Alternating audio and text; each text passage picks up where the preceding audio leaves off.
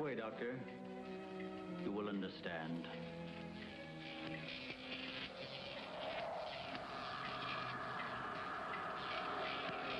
Here, Doctor. You are the first of your world to be looking at our solar system, the Astron. This is our planet, Astron Delta.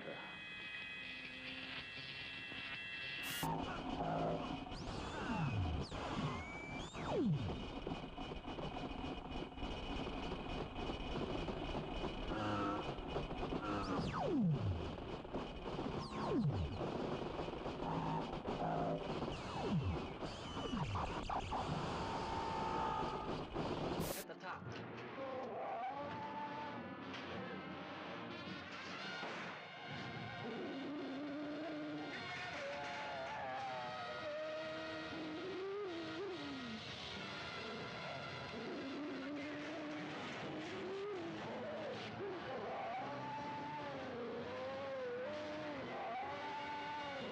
Beyond the outer limits of human adventure, beyond the barrier of human credibility, fighting the unknown forces and secret terrors science couldn't predict. There's a monstrous thing aboard this station from the moon. That's what killed Weber. What kind of a monstrous thing?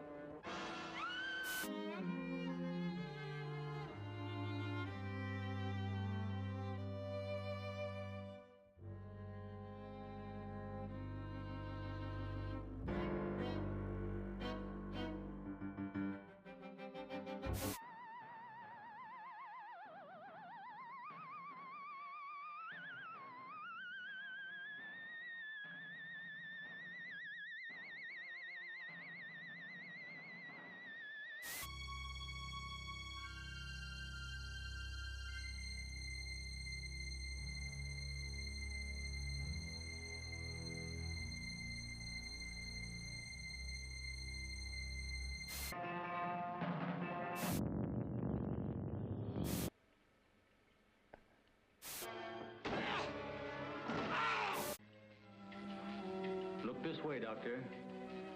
You will understand.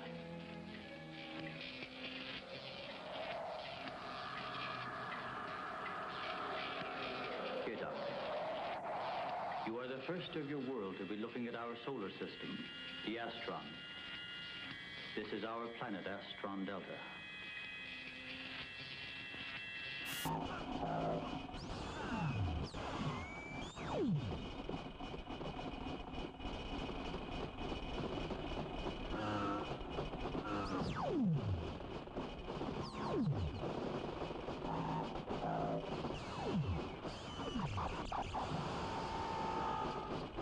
At the top.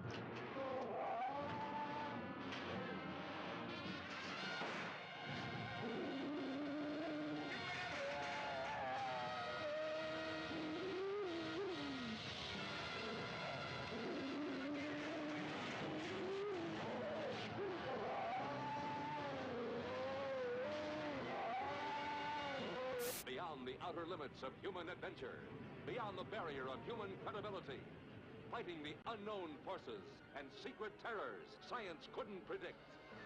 There's a monstrous thing aboard this station from the moon. That's what killed Weber. What kind of a monstrous thing?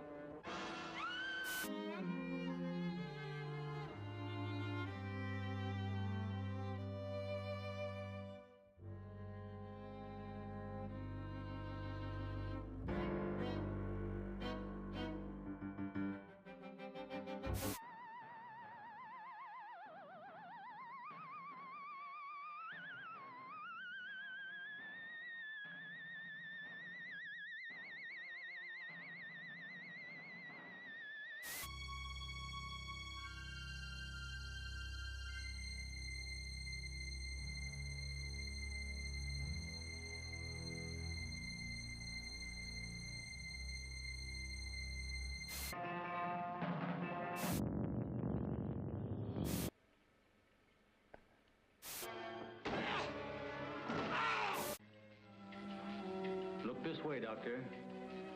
You will understand.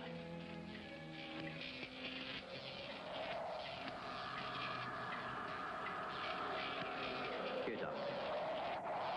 You are the first of your world to be looking at our solar system, the Astron. This is our planet, Astron Delta.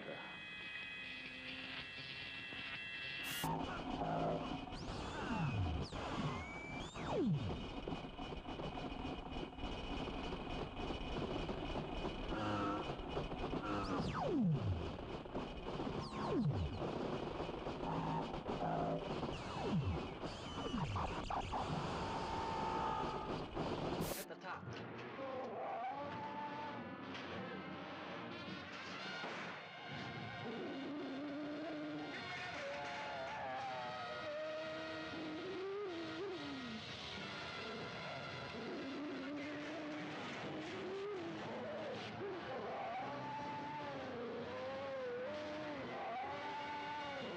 Beyond the outer limits of human adventure, beyond the barrier of human credibility, fighting the unknown forces and secret terrors science couldn't predict. There's a monstrous thing aboard this station from the moon. That's what killed Weber. What kind of a monstrous thing?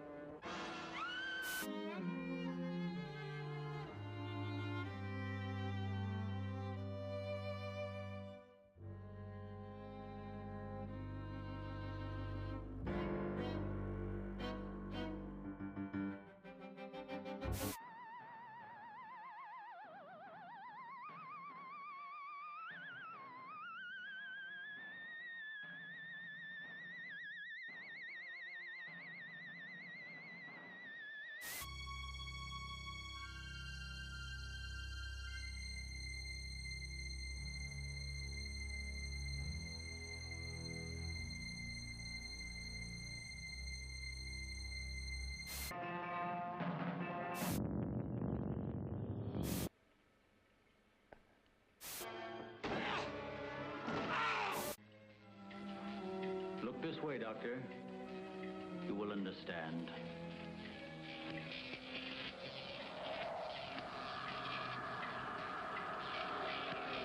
Here, Doctor. You are the first of your world to be looking at our solar system, the Astron. This is our planet, Astron Delta.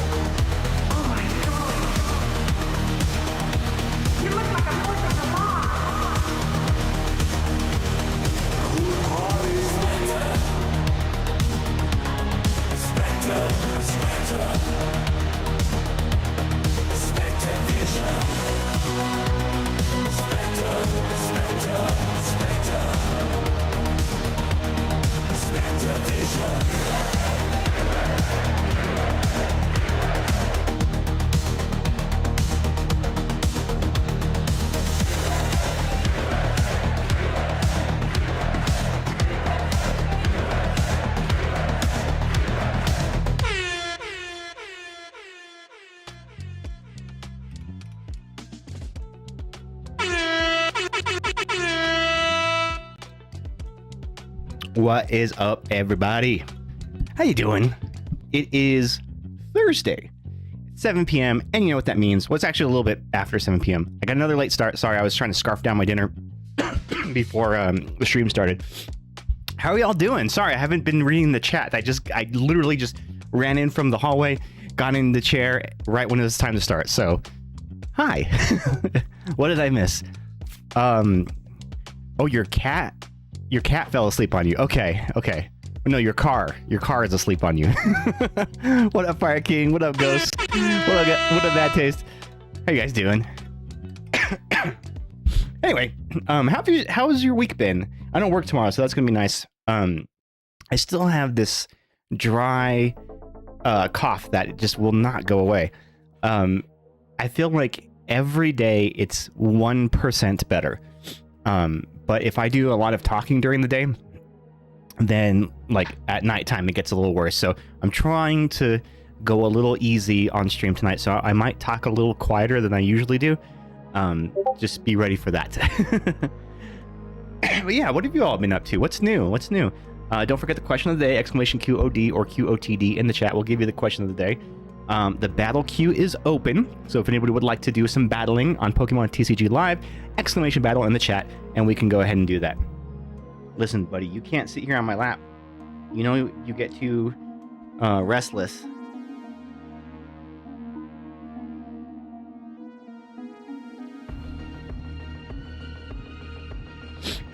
Last time he jumped on my lap during the stream last on Tuesday, he like bit me really hard on the hand, and it really hurt.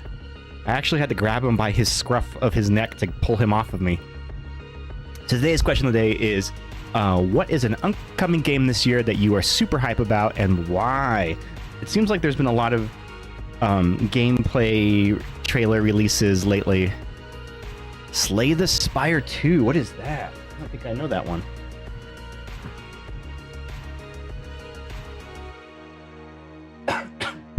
Excuse me. Hold on, give me 2 seconds. I gotta do something real quick. Damn, this damn cough. Looking forward to the full release of Fields of Mysteria. It's technically out, but they're not done making it yet. Mostly because the first game was so solid, and I'm stoked to see what they do with it.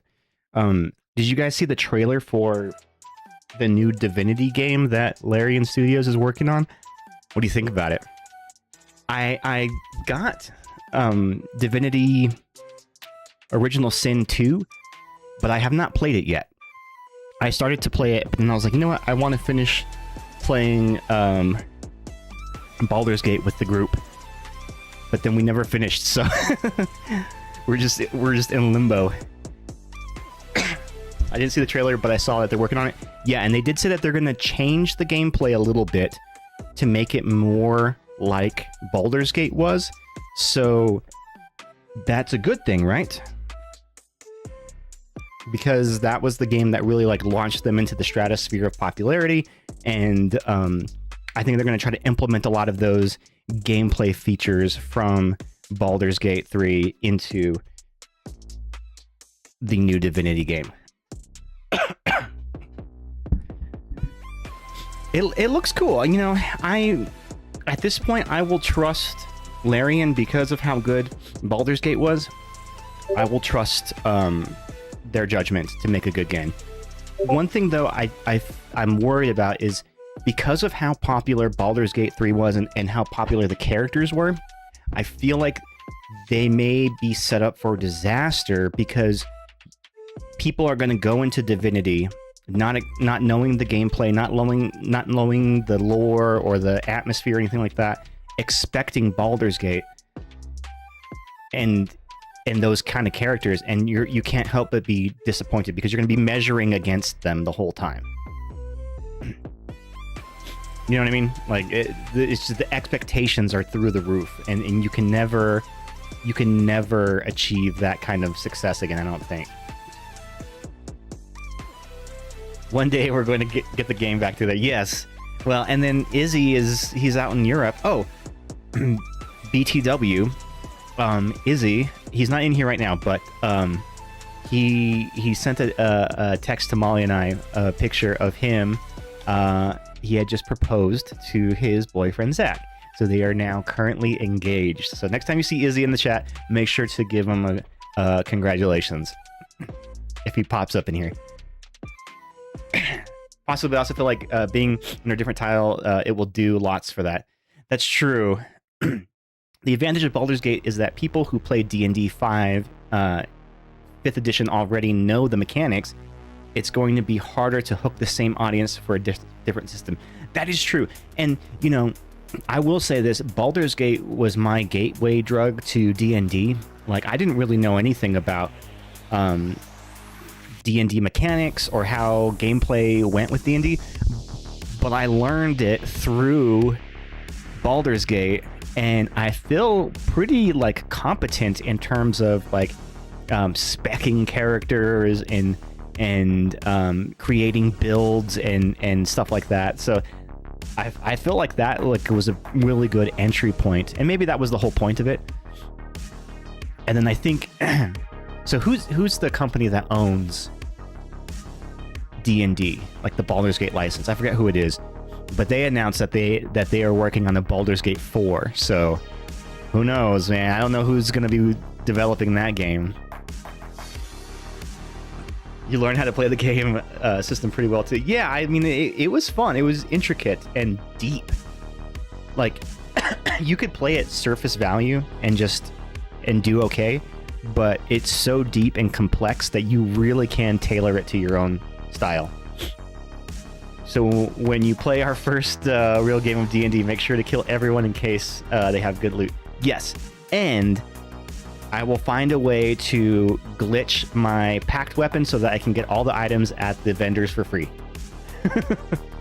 Wizards of the Coast still, I think, you know, I know that Wizards of the Coast owns them, but like there's like a game developer that like owns the license, and they had like subcontracted to Larian to develop Baldur's Gate.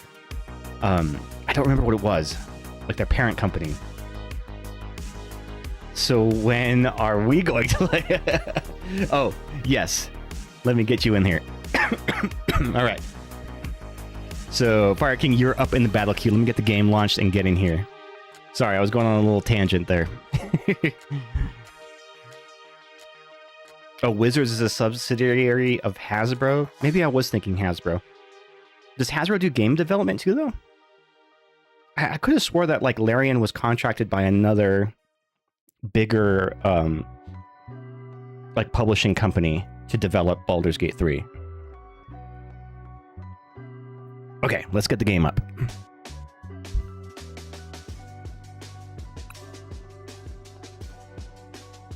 I'm going to try my... Oh, this is a new Charizard deck that I've been testing. Let's see if this does well. And rotation is coming up in Pokemon TCG. So in April, all cards with the letter G are rotating out. And I looked up the list. Oh boy, there are some big staples that are going to be rotating out. We're going to lose Iono, Countercatcher, Nest Ball, TM Evolution and De-Evolution. We are going to lose Charizard EX. We're going to lose Mew EX. We're going to lose... There's a lot of other cards. Basically all of like the Paradox Pokemon are going to be rotating out too. So a lot of really big staple cards are going to be rotated out this cycle.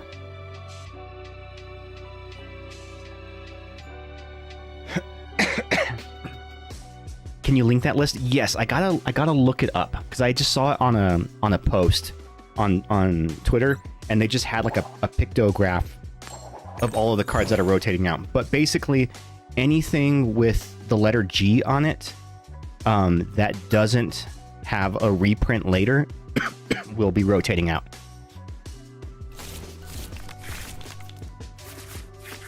Oh, I know, this new playmat. So if you logged on in the last couple days, there was some free, like a free Badoo card and a bunch of other little things, but this is like in honor of Badoo, and that's where this playmat comes from. We should do a mirror match if we have the exact same deck. I haven't copied the. Oh wait, which mirror match? Which mirror match? Yeah, the Master Ball Badoo, that's what they dropped on us. Are you talking about the deck that you made the other day, Fire King? I have not played it yet. I haven't copied it yet. The Jinx deck, yes. Okay, I have not yet had a chance to mess with that deck. What are there any cards in rotation that you guys are like going to be devastated by rotating out?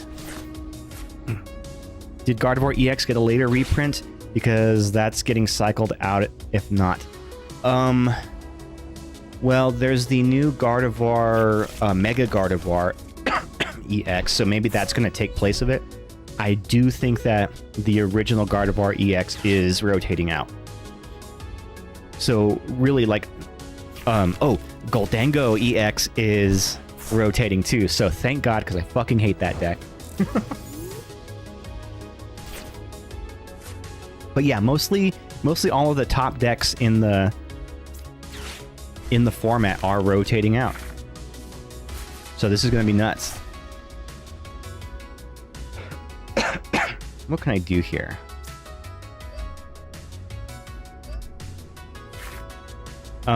Boss's Orders is technically rotating out, but there is a reprint that is announced for the next set that's coming out. So it's not going to be completely useless.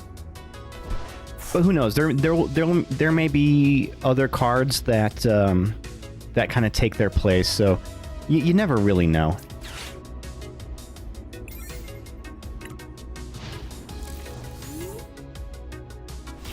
I do think that it's going to force a lot of people in the competitive scene to retool their decks. And like last year's rotation, there was a good like 3 or 4 months right after rotation where the playing ground was really level, because in the time between the rotation and then the next big like tournament that was being broadcast and everybody's just copying those top decks, everybody was just kind of running anything, and it was kind of cool to see that. And now everybody's kind of just filtered down into the same old ones. Let's see, what can I do here? What can I do here? I guess I can Marvin.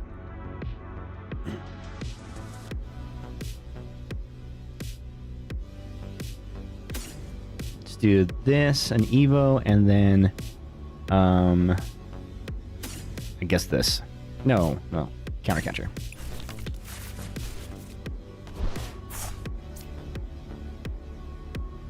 Yeah, Gardevoir is rotating. Okay, we do have confirmation.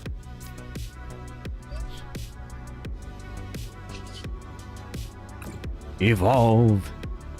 Evolve, my son.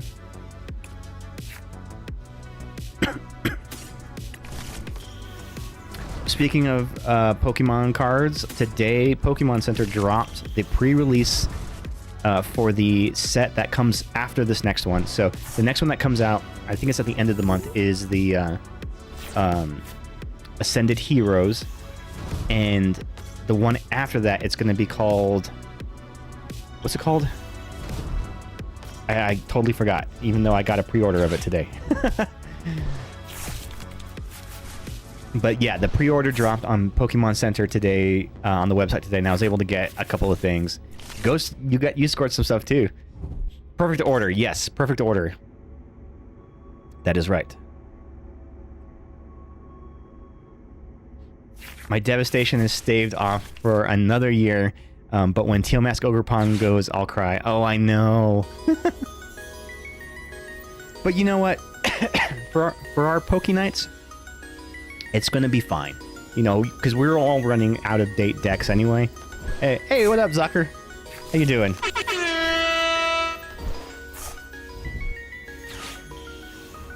We're just talking about the upcoming Pokemon rotation where cards are going to be no longer valid.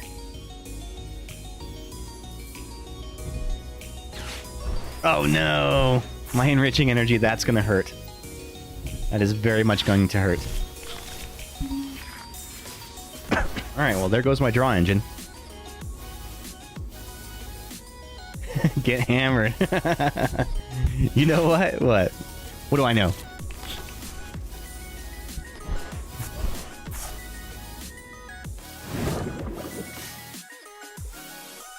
Here comes the jinx.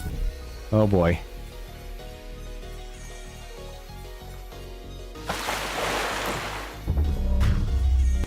Oh, and you have advantage for weakness. Oh no.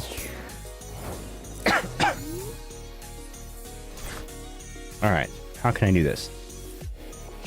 They said to make now Yu-Gi-Oh! Full art cards in the future. Oh my god, are they really? I never played Yu-Gi-Oh, but I had a friend who said he used to play, and he said it's a game where it's like a lot of setting up, but then you basically only do like one turn and then the game's over.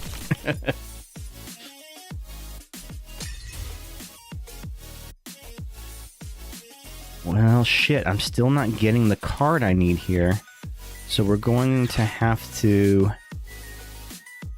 nest ball. Let's get rid of this, and we'll do an energy.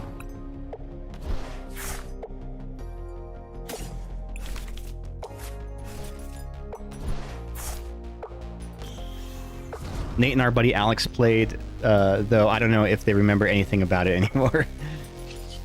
Yeah, I wonder if they still have any cards they could do. They could play each other.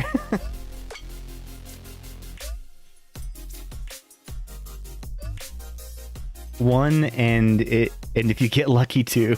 See, that seems like crazy. Like, how do you really build a game mechanic around that? It took me days to get the best TCG Pocket card from the newest pack. Did it really? Which card was it? I still don't have in the game the gold Charizard card from this set. So I'm still missing that one.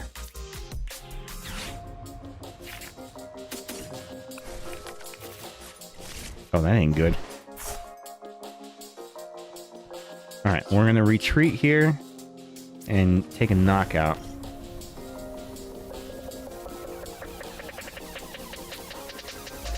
How many do I need to discard here? 3?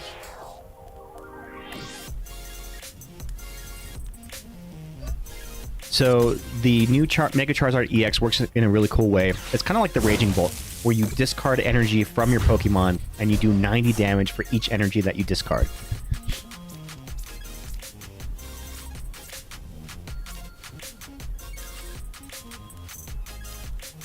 Why is it not letting me select 2? Okay, there we go. No mana system, and can play any card you want. Oh, interesting. My surprise stash of old Pokemon cards came with old Yu-Gi-Oh! And Digimon cards too. I gave Nate the Yu-Gi-Oh! Ones. That's so cute.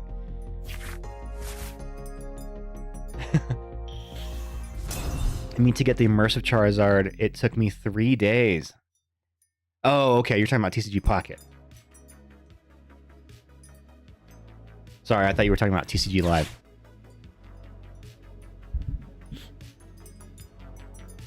What should we rip today for our packs on the second part of the stream? I was thinking about it. Should I do like a box? I have like some boxes that are taking up room in my closet. Maybe I should do one of those. I mean, I always have just random packs, but maybe we do something a little special.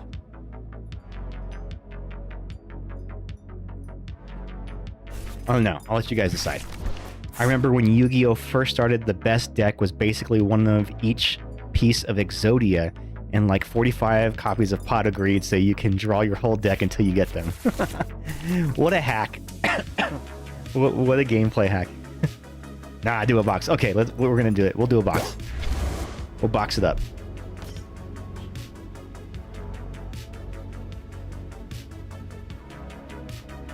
Clear up some space and leave it empty for a sec. I know, right? I've been like overflowing in my closet of crap there. Feed that cat. Hey, Sharky! Feed that cat. Feed that cat. Thank you, Feed bud. that cat. All right, let's feed Archie a treat for Sharky. How you been?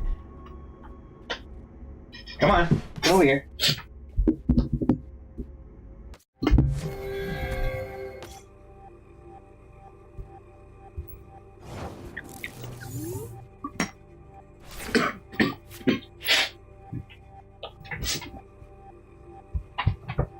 Thank you for that, Sharky. How you been? You've been fantastic. Hell yeah. I've been sick. I had the flu for like 2 weeks, and I'm still kind of getting over the cough from it.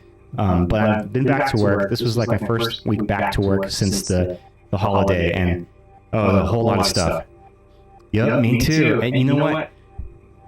It has been going around. Everybody at my work has been getting sick, and it's just a matter of time before it gets you. Sorry, it's because I was running both mics at the same time. Now the echo should be gone. You have the cough left. You know, and I've had this cough for like 2 weeks now. It's crazy. I tried the TCG recently called Sorcery Contested Realms, and they tied card rarity to how many copies you can have in your deck, which I honestly think is a good system. That does sound kind of cool. So you can't just like stack your deck with all the rarest cards. You know what's crazy? At our local games store, I've been going there for Pokemon tournaments, and there's maybe, the last couple times I've gone, there's maybe like 10 Pokemon players, right? But in the room next to us, they're playing, what's the game? It's Riftbound? Riftborn or Riftbound? One of those. It's like a League of Legends TCG, and there's like 30 people every time playing that game. It's nuts. I hadn't even heard anything about that game, but yeah, they have a huge crowd there for that. Which is cool, I guess, you know, more power to them.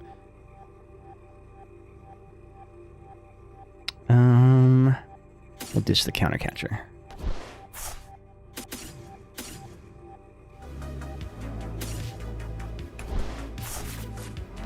Do you know anything about Riftbound? What it's like? How those mechanics are? Dude, you really busted my draw engine here. That really fucked me up. We'll Night Stretcher. We'll get another energy out. That way I have lots of energy.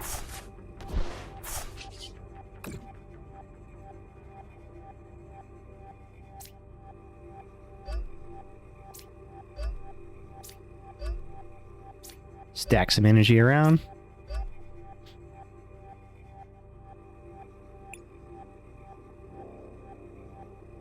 All right. And we're going to do an attack. So we're going to discard 2 energies, or just 1 energy, and that should get us the required damage to get a knockout here. Not really, but it's currently in the big money phase where lots of people are buying it up for value. Oh. Which I guess is cool then to know that there were a lot of players playing, because that means that they're actually playing the game.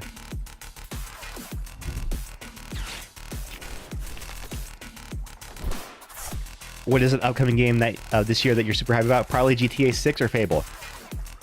Listen, we have all been hyped about GTA 6 for the last 10 years. Are they ever going to release that game? I feel like every time it's supposed to release, it gets pushed back even further.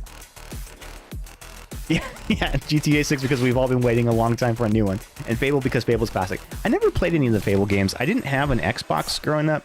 So, yeah, I never had a chance to play the Fable games. Although I heard that they were kind of controversial, especially because of their, like, lead developer. Apparently, like, he was notorious for promising really big, complex gameplay features that never came to fruition.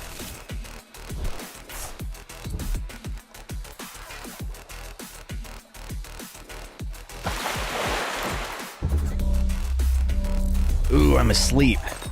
Hey, I'm awake.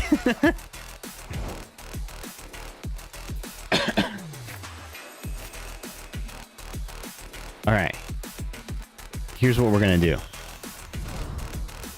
We're going to do a power move here. Check this out. So we're going to Professor Turo scenario.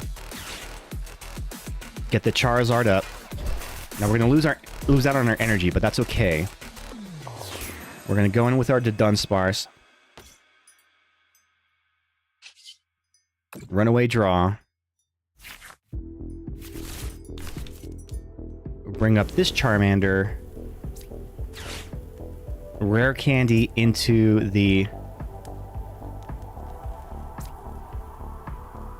Charizard EX.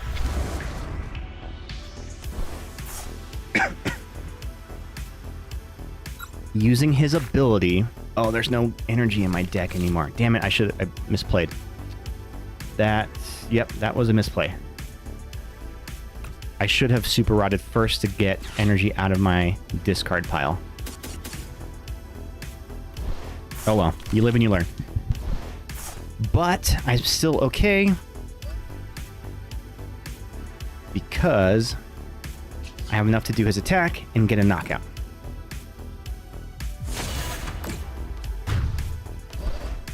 Alright, Archie's up, so I'm going to switch to Melissa. Okay, see you in a sec. Ghost jinxed you. She jinxed your jinx.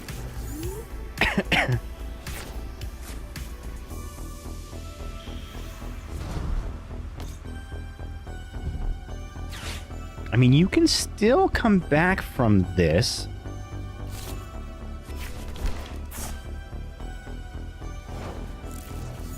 Ooh, didn't have him play. Okay.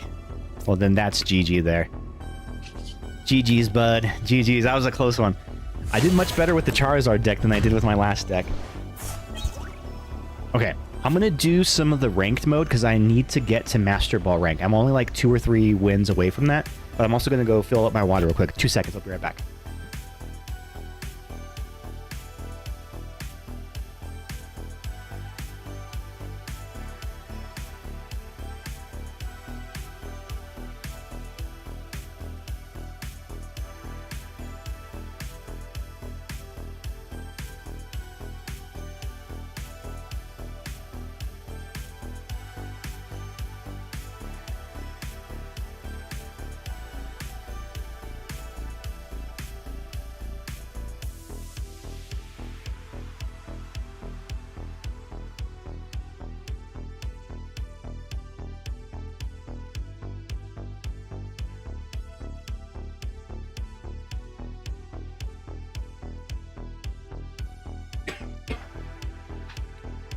All right, I'm back.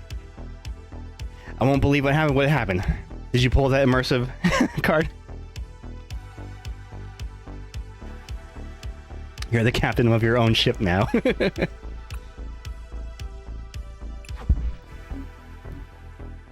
Okay, so I'm only like maybe 2 wins away from getting to Master Ball. So let me get my competition deck, which is my Crustal Crab. Yeah, so I'm 537 points, and I need 550 to get Master Ball. I think that's just 1 win, because I think 1 win you get 13 points. Oh, yeah.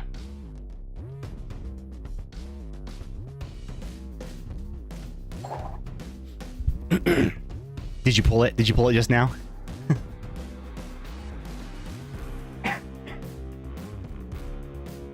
Or you pulled another one?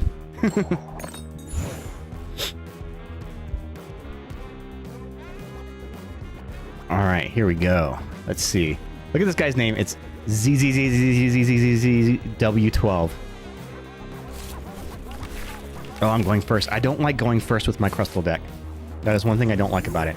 I also end up taking a lot of mulligans with this deck. I probably should add some more Pokemon to it, because I end up mulliganing a lot.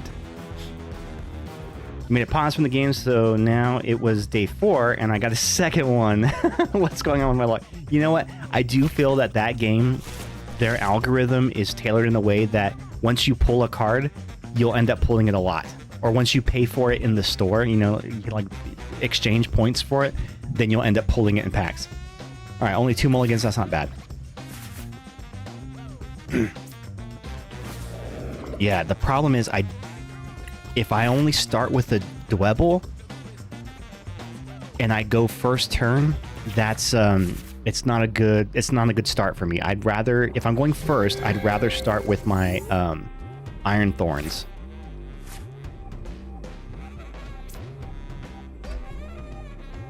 Because there's always a chance I can get knocked out.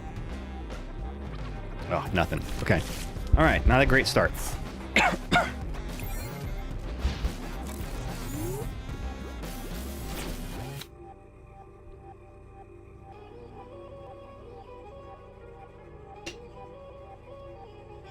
Water tastes so much better when it's drinking out of a Spectravision commemorative custom tumbler.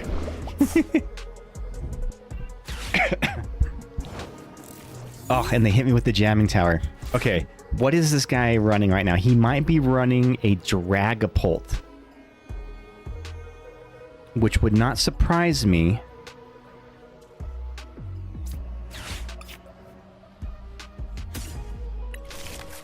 If he is.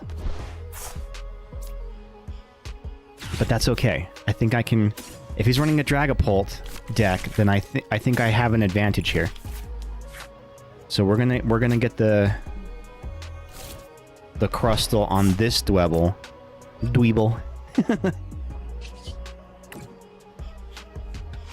Thank you for the merch pitch there, Ghost.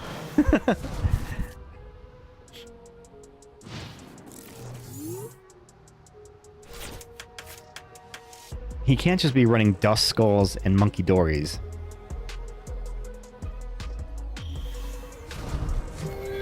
What is his main attacker in this deck? What do you guys think it is? I'm thinking it might be a Dragapult. Oh, it is a Dragapult, and he just pitched 2 of them. Does he know now that I have the Crustle? So Crustle deck always works best when my opponent doesn't understand the mechanics of a Crustle, and they race to get to their EXs on the board, and then they just like the realization sets in later, oh shit, they can't damage me. Those are always the best matchups, because you kind of see it against your opponent online and they're like, oh no, the realization hits. But what is he getting with his Master Ball? Just a Dreepy, okay. So that means he's gonna try to stay with just the Dracloaks, because now he knows. So he completely pitched his Dragapults, even though technically he can still damage them on the bench,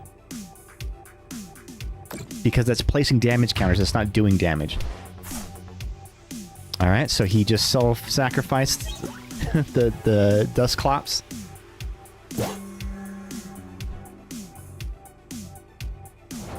Okay, cool. He didn't have enough for an attack. So what I can do here is we're going to Picnic Basket to heal off some damage. We're going to Arven so I can get a tool and an item. Now, my tool won't have an effect because of the jamming tower, but that's okay, because we're still going to take a knockout here, and unless he gets a really good draw on his next turn, he's probably going to concede.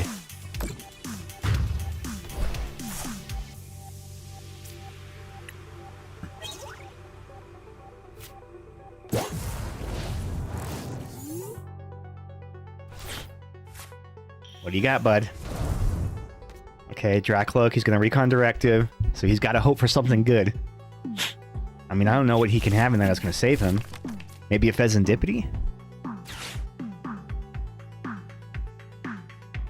Okay, so he's going to prolong the game, put 2 more Dreepies on his bench. Or maybe another Duskull. Nope, Dreepies. Okay, Dreepies all the way down. Interesting. Oh, he couldn't kill this Crustle. Oh no. Oof, that sucks. That definitely sucks for him. So you know what? We're just going to have to slow play this now because I can't get my Dreepy out. I mean, my Dweeble out. So we're going to throw on a Battle Cage and a Grass Energy. So we're going to bump his Stadium, which then raises my HP. I'm going to attach the Leaf Energy, and we're going to Ascension. I pulled in pocket now, normal Mega Charizard version 2 times, then the immersive Mega Charizard V, then the Mega Steelix. My luck is high. Now, hell yeah, congrats. Oh, now they have the Pheasantipity in play. Oof, bad move there, bud, because now I'm going to target that Pheasantipity. But I think they're getting desperate here.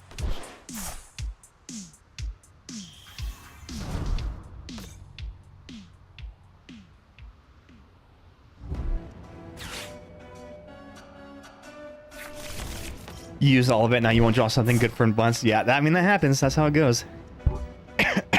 That's how it goes. Alright, I need me some energy.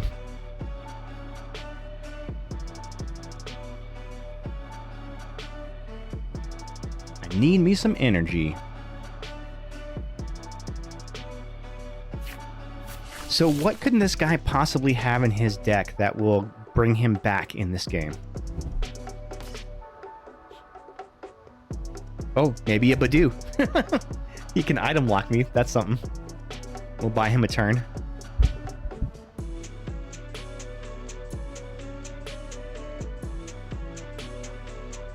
So if I know my Dragapult decks, most players run them very thin with energy. So he's probably running out of energy now because... Oh no, his Luminous is... So he probably still has some fire energy in his deck.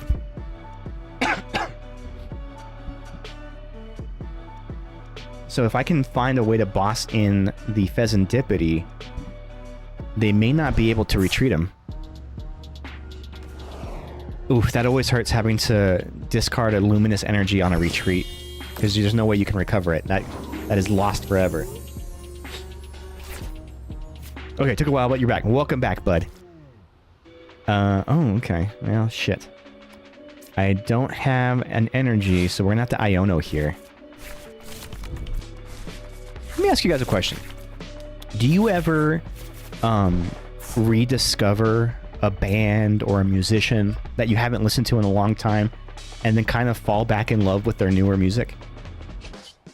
Does that ever happen to you?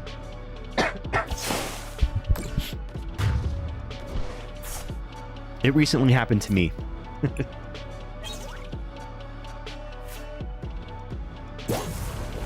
I rediscovered the band Alien Ant Farm, and they are such a good band. And I know that they're known as a one-hit wonder because their big hit was the cover of Smooth Criminal, but like, I actually think that's probably my least favorite of their songs.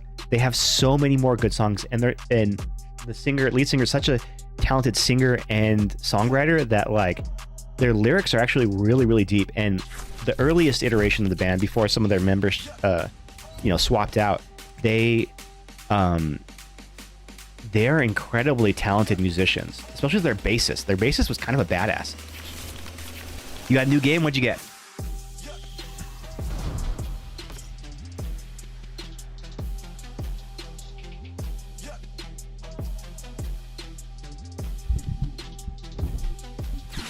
Man, this guy's fighting to the bitter end, I guess. Star Wars Knights of the Old Republic. Oh my gosh, I remember that game. Those were fun. 1 and 2. Did you get them on sale on Steam? Yeah, those were really fun, kind of like action RPG games. I enjoyed those. They're gonna make a new one? Interesting. That would be cool. It's kind of like a quasi turn-based game too, because if I remember correctly, like you can select your attacks and stuff, but they're still like attacking between you selecting your turns. Remember Episode 1 Racers? Yes, on Nintendo 64. And I even remember like they had an arcade game where you actually sit in the pod racer and you race.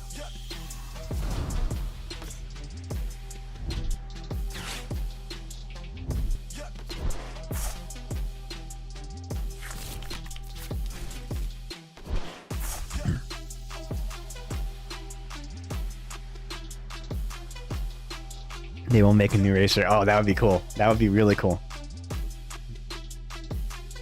You know, in hindsight, I actually really liked Star Wars Episode 1. I think it's the better of all of the prequels. Mostly because all the newer ones were such garbage. Alright. Well, shit. I was hoping I would get a different card. So let's just boss in his Dusclops to prevent him from getting another Kamikaze Bomb. Now you can still do it with the Dust Skull. If you like rare candies into a Dusk Noir, he can knock out my Crustle, and he'll take 2 prize cards for it, but I'll come right back and hit him with it.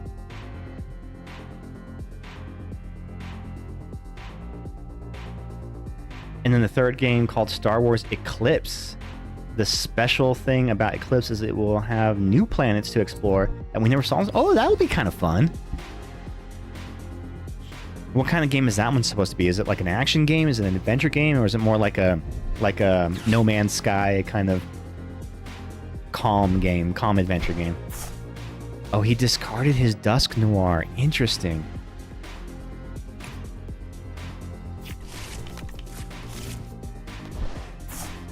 You hope action? What is this guy's strategy here? I can't tell what he's trying to do.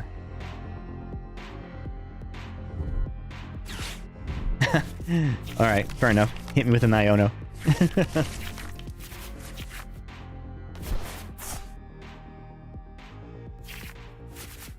And then the Fez. He's going to deck himself out. He only has 8 cards left in his deck.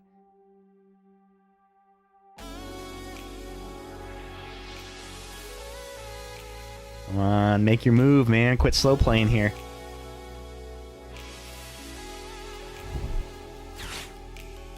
Night Stretcher, okay.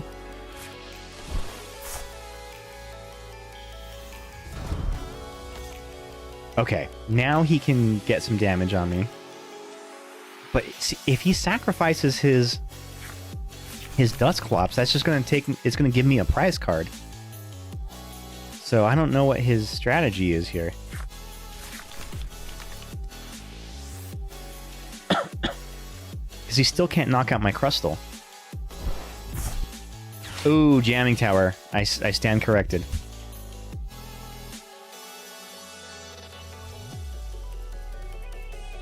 I still have another Colress, so I could potentially get that counter catcher back.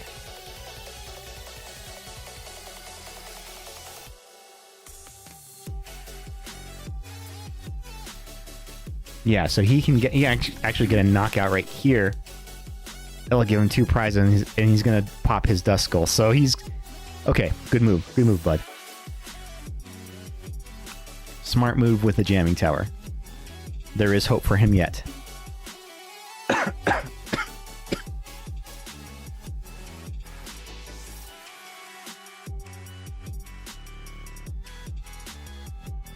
I wish this guy would play faster.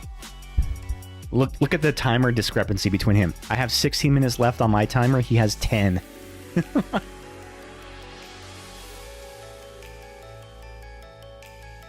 Ugh, buddy, do something. Okay, there it is. So that'll give him 2 prizes there.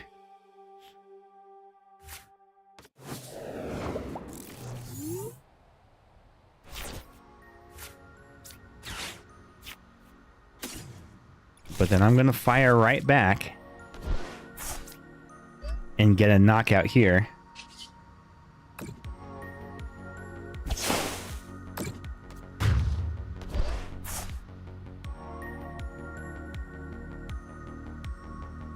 I wish I had another stadium.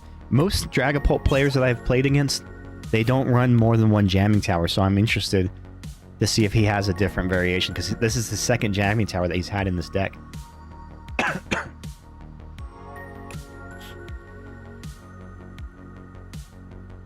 Randu.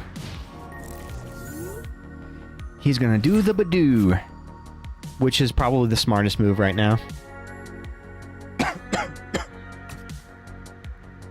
Try to buy some time to get some more energy for his Dracloak. And item lock me at the same time. But I guess no item unless he can. He's got to swap me. He's got a boss's orders or counter catcher. Otherwise, I get the win right here if he's got the Badoo in the driver's seat.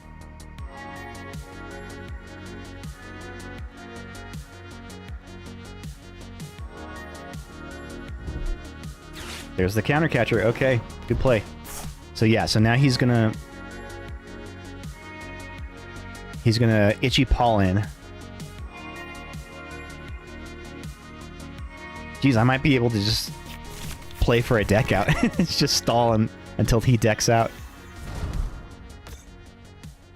Oh. Oh, Dragapult. Interesting. Now this is something. Because he's going to get a KO here on my Dwebble.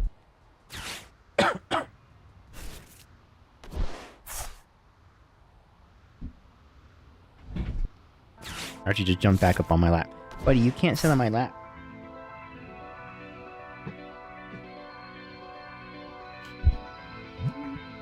Two nights in a row. Hey-o. How you doing, Panda? I remember playing Duel Master Senpai Legends on the GBA port. I've never even heard of that game.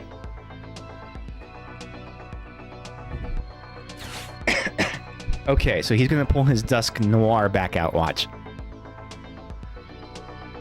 So maybe he can. He might be able to win this.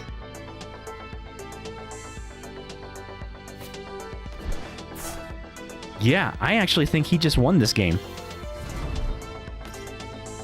No, he can't, because he can't pop the Dusk Noir. He can't pop the Dusk Noir. If he does that, that gives me the win. So, why did he get the Dusk Noir? Did he just realize that?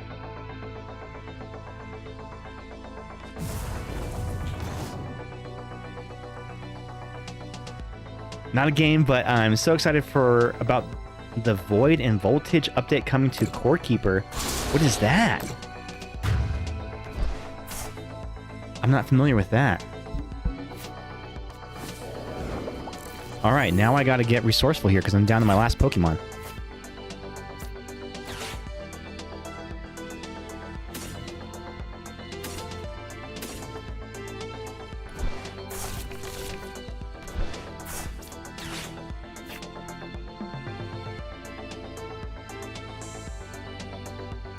What can I do? Okay, let's get a healing item then.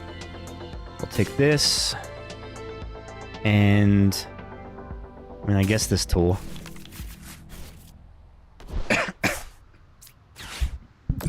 So we'll heal off the damage.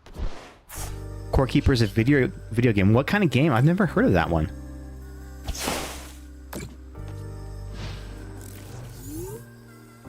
Alright, what does he do now?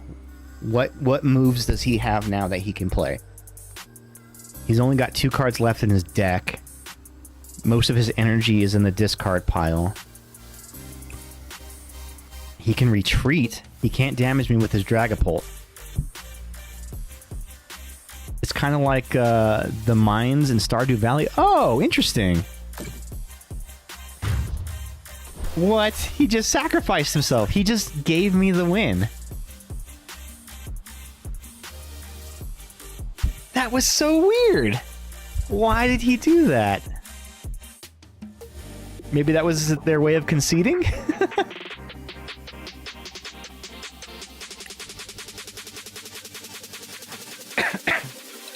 Fought to the end instead of a concession. I guess so. Hey, there we go. Master League. We did it, gang. We hit Master Ball rank. Let's claim these sweet, sweet rewards. It's a great game. If you've never seen anything about it, think you should look it up. That's the story. Oh my god, that's a long story. Piplup. Ooh. I think I have most of these cards. Yeah, these are all being traded because I already have 4 out of 4 of them. Harlequin. What comes in this? The collector crate. We got a Bramblin. Baneri. That was my 4th Baneri. Bramblegast.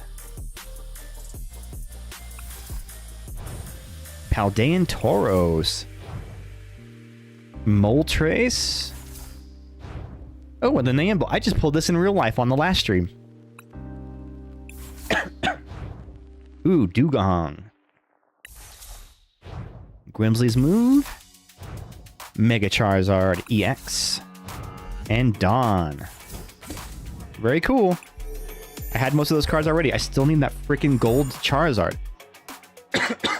Alright. You guys ready to do some rips? Here's what we're gonna rip. Let me get a box set from my closet here, and that's what we'll open up.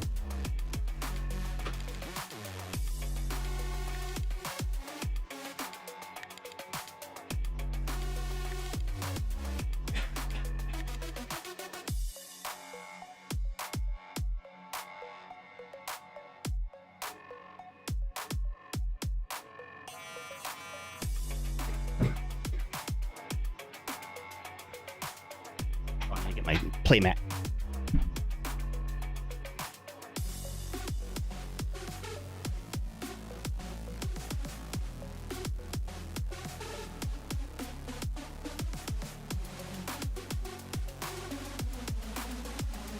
Okay, so what we are going to do is this is actually a dual box set that I got from Target as part of their Black Friday sales. So it's on one side, it's the Melmetal EX box. On the other side, it's the Black Kyurem box. Each box comes with 4 packs. I feel like that's a pretty good cross section here. Is that Megachard EX very good? I think it is. I want to match with it tonight. I liked it. You just have to have a good deck build with it.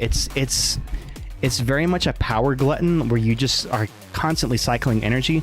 But I found a deck build that works pretty decent with it. Short form, it's about a boy. It's his birthday. He gets a gift of the card and wants to get back by fighting other people tournaments. I mean, that sounds like a pretty typical, RPG storyline. Oh, I had the Mimikyu box set in the closet, and it fell on my head this morning when I was getting dressed. Oh my gosh, that is the universe telling you that you need to open that box.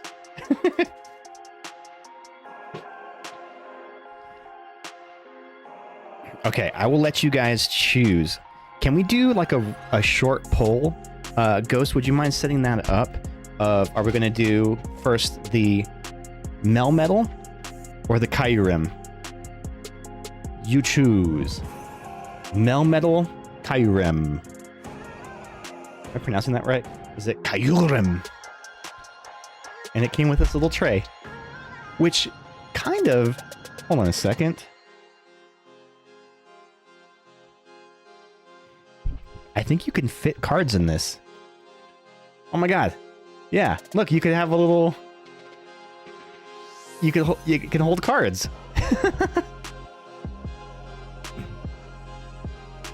That box is worth $90 now. I'll just keep sitting on... Oh, the Mimikyu box is worth $90? Holy shit. I did not know that. This is sweet, so I can just like store a bunch of bulk in this.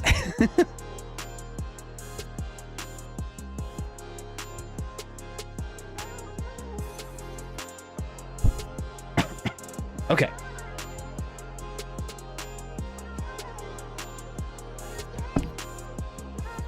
I think Ghost may have stepped out, so where I'm gonna choose. Actually, Panda, why don't you choose? Melmetal or Kyurem? You pick it. Do. Which one will it be? Which one will it be?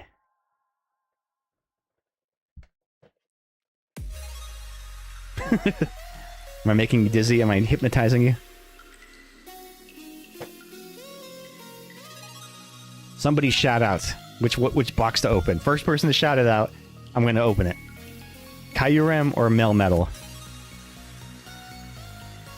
Go for mental. The Melmetal. Okay. There it is. Let's do it. Melmetal. Okay, of course Bad Taste would say that. Gotta do my boy. Alright, let's do this. Let me switch the camera over here.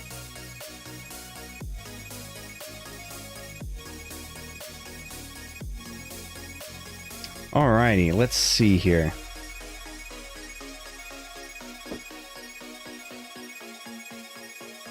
The boxes are always harder to open. Because you have to like...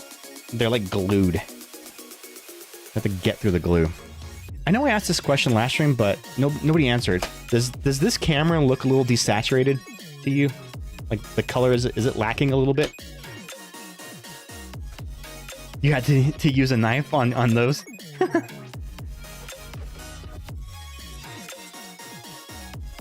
You think it looks okay? Okay, maybe that's just me then.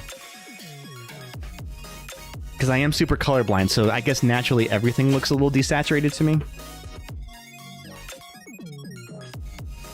Also, it fell on my head because my cat was walking behind it. Oh, freaking cats knocking stuff over. That is their nature. I don't know why that is. Why are cats always trying to, like, knock stuff over or push things off of things? You typed something. Yeah, it was a little long. Sorry, I was in the middle of unboxing this. Okay. Here we go. Melmetal EX. Oh yeah, check out my Rip Buddy. It's a little dispenser for my sleeves and my top loaders. Put this over here. You had a stroke back in September, and one of my eyes is colored. Oh my god, are you okay, dude? I didn't know you had a stroke. Are you doing all right? What even causes that?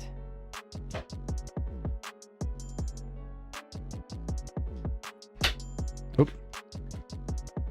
Oh god.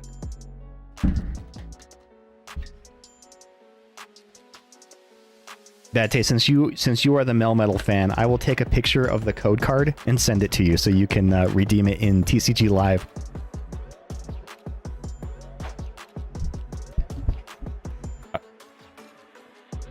Oh my god, some brain damage. Holy cow. That's why they said they were going easy on the... Oh, yeah.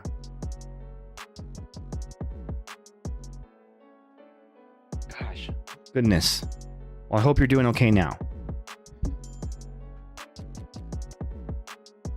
Okay, so in here we get 2 Surging Sparks packs. Very cool. But in the fights you can summon a monster... but every monster has specific cards that they can play, and you run it on an emulator and play it like you play the Pokemon. Oh, okay. Interesting.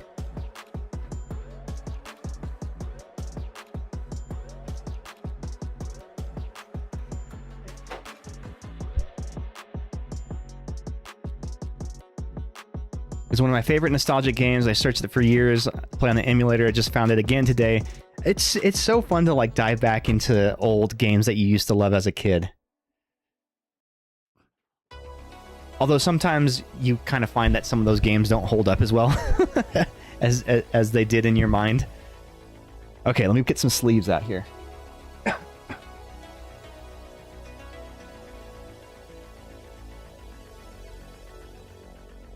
I keep my jumbo sleeves in one of those little tins.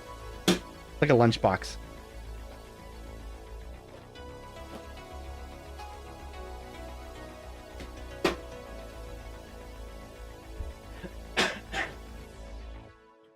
Too long didn't read. Throwing up can cause a stroke. Holy shit. I did not know that. It's because you had mono and threw up so much from the mono it caused artery that goes from the heart to the brain. Holy shit. That is fucking terrifying, dude. I hope that you are okay and that the damage wasn't significant. Although I would imagine that most brain damage could be significant. But good lord, that is terrifying. Maybe give it a try? Okay, maybe one of these days.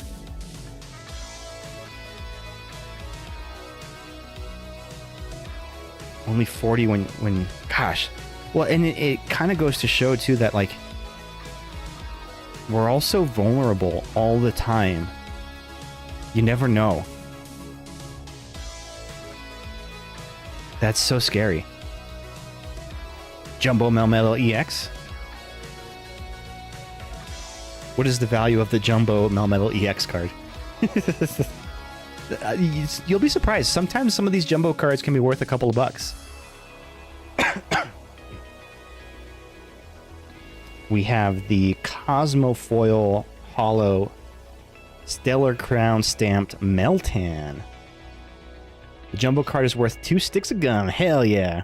But not 3? What kind of gum? Is it like good gum? Or is it that kind of gum that like loses its flavor after 2 bites? Or even worse, like the pink like bubble gum that would come in the yellow wrappers that's like super, super tough? Ugh.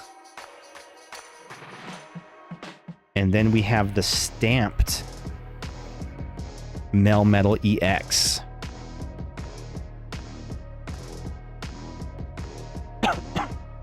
damages in my thalamus and is the size of a quarter.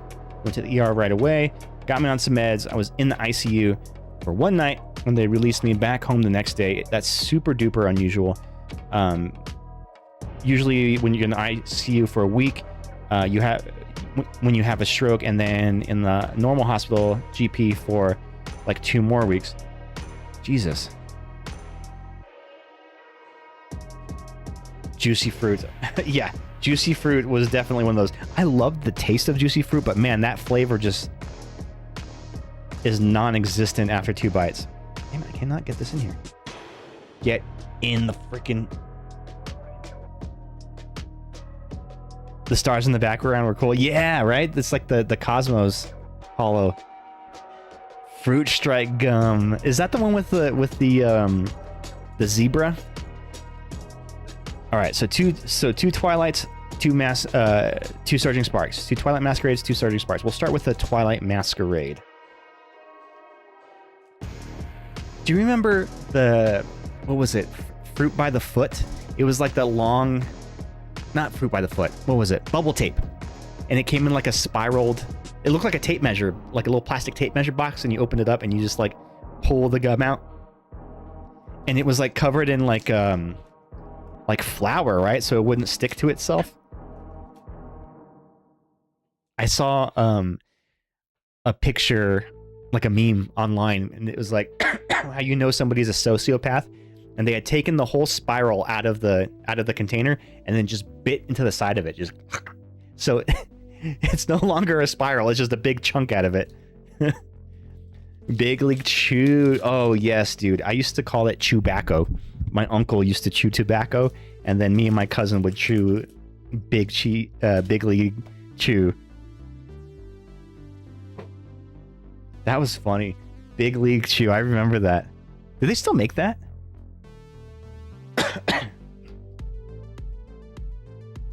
you remember Bazooka Gum? Bazooka Gum was one of those ones too. Like, flavor was gone instantly. All right, let's see what we got here. We got a Chimchar. Actually, I haven't opened a ton of Twilight Masquerade. I've done a handful of them, but not that many. Phione, or is this Phione? Phione. Girder. I have this guy in my Conkeldurr deck. Actually, no, I replaced him with another one. With the one from, is it Destined Rivals? Oh no, Black and White. I play right now the Mario Kart version for people over 18 with real weapons attached to cars, destroying... Hell yeah, dude.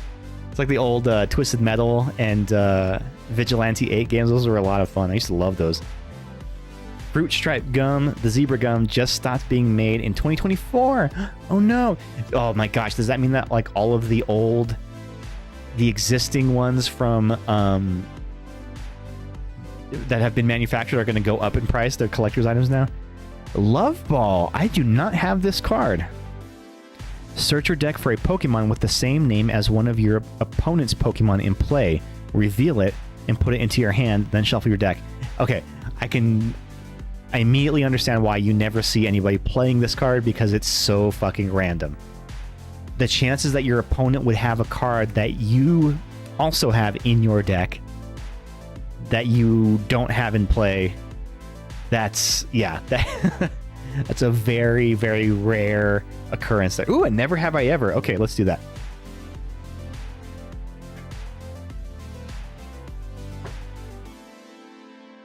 Okay, so whenever somebody redeems a Never Have I Ever, I pull a card from the Never Have I Ever deck, hold it up to the screen. If you have done the thing that it never has, we said we did, then raise a hand in the chat, say I've done that, put a finger down, whatever you want to do, or even better, tell us the story.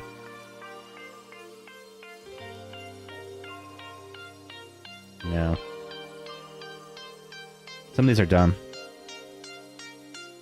Oh.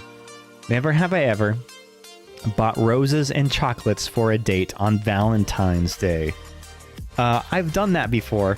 Mostly when I was like in my early days of dating, like, you know, middle school or high school.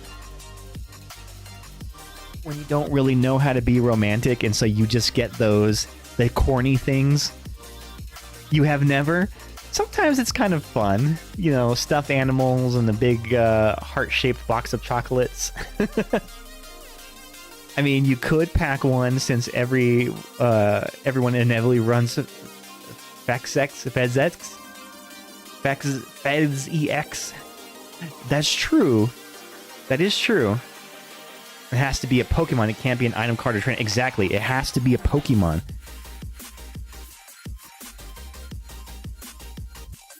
So yeah, I guess you could do that for a Pheasantipity, but I mean a nest ball does the same thing. Because a nest ball would get you a Pheasantipity as well, and that's guaranteed. You don't have to hope that your opponent has one. All right, Scolipede. You absolutely have in your teens. You never have either? Man, not a lot of romantics.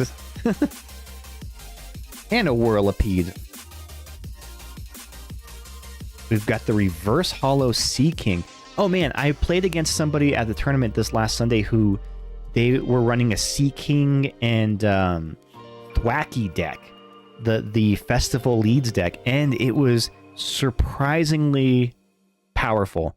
The only reason that I won was because it became a battle of who could take the most single prizes first, and I had got the first knockout. So we were just going blow for blow.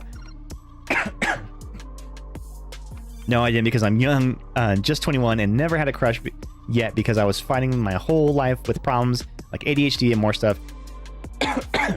I have to get better, and it got nowadays better as a child. It was always worse. I've gotten those items for Valentine's Day, but I'm a girl, and it's just genuinely not socially expected from me. Also, usually I'm not dating.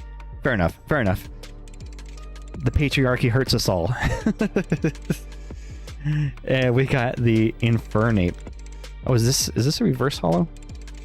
They only get... Oh no, this is a reverse hollow. Man, I can never tell the dark energy reverse hollows. They're so hard to spot.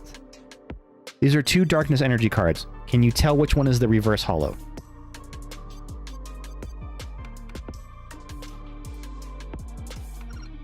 Okay, now if I do that, it'll catch the light a little bit. So yeah, the Whirlipede is the reverse hollow.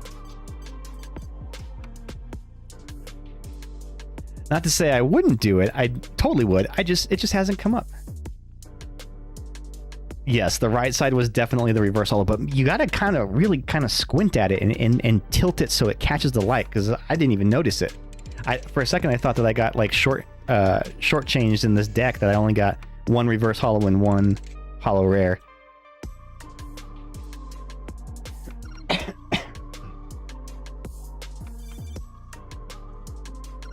I do not have this Infernape card though. This is kind of cool. Pyro Dance. Once during your turn, you may attach a basic fire energy card and a basic fighting energy card to one of your to one or each. Wait, hold on. Once during your turn, you may attach a basic fire energy card, a basic fighting energy card, or one of each from your hand to your Pokemon in any way you like. That's kind of cool. So you can accelerate energy with that. Although it is a stage 2 Pokemon, that is kind of cool. The new Oricorio EX in the Mega Evolutions, it was in that Charizard deck I was running, has a very similar ability that as many times as you like, you can attach energy cards from your hand to your benched Pokemon as long as you have a Mega Evolution Pokemon on your in play. Oh, t-shirt time. Okay, let's see. This one is a reference to a TV show, so let's see if you can recognize it.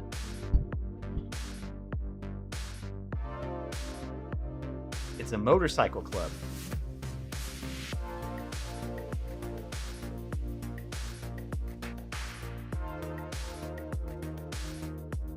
They're called the Hell Satans. Anybody know what that's from? Anybody know that reference? Statistically, it's The Simpsons. I mean, that's a very That's a very good guess. That's Homer's Motorcycle Club. Yes, ding ding ding ding ding. You are correct. Homer gets a motorcycle and calls his club the Hell's Satans, and he ends up causing conflict with the real Hell's Satans club out of a different town, and they end up kidnapping Marge, and he has to fight to get her back.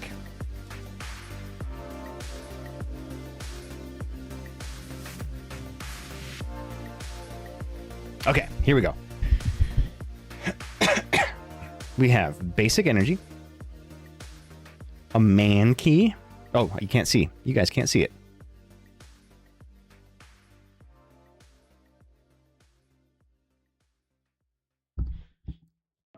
You just watched that with my kid the other day. She just says, "Oh my god, that's awesome!" Yes, I love that my nieces are into The Simpsons now too, because like they totally didn't grow up during its heyday, but like kids are discovering it now, and I fucking love that. All right, so it was the steel energy. We got a main key.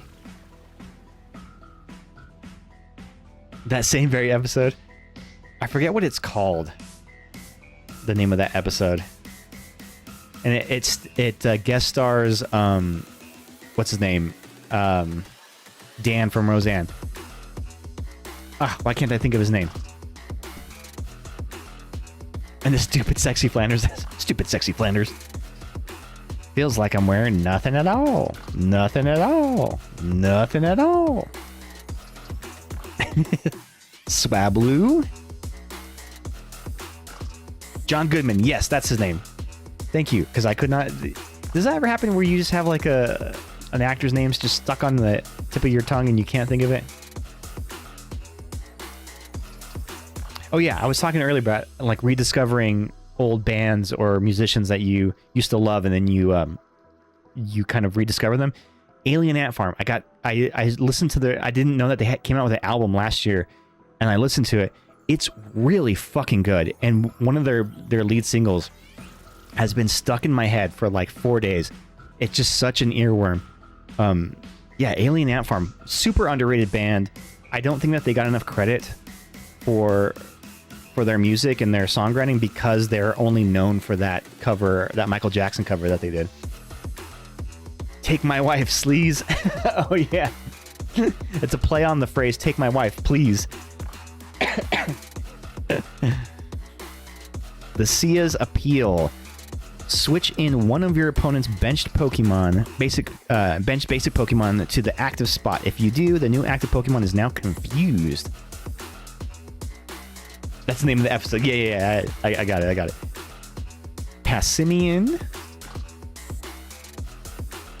We have a reverse hollow Watchrill.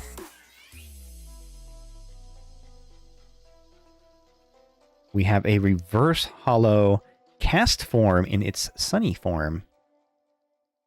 I'm going through the same thing with Deftones. Oh, nice. You know, I have not listened to a Deftones album since White Pony. But that was a great fucking album. The song Digital Bath is my absolute favorite Deftones song. The drum part on that song is so fucking groovy and perfect. I love it. Been listening to Koi no Yokan a lot recently. What is that? I assume is it like a K-pop group? Gastrodon.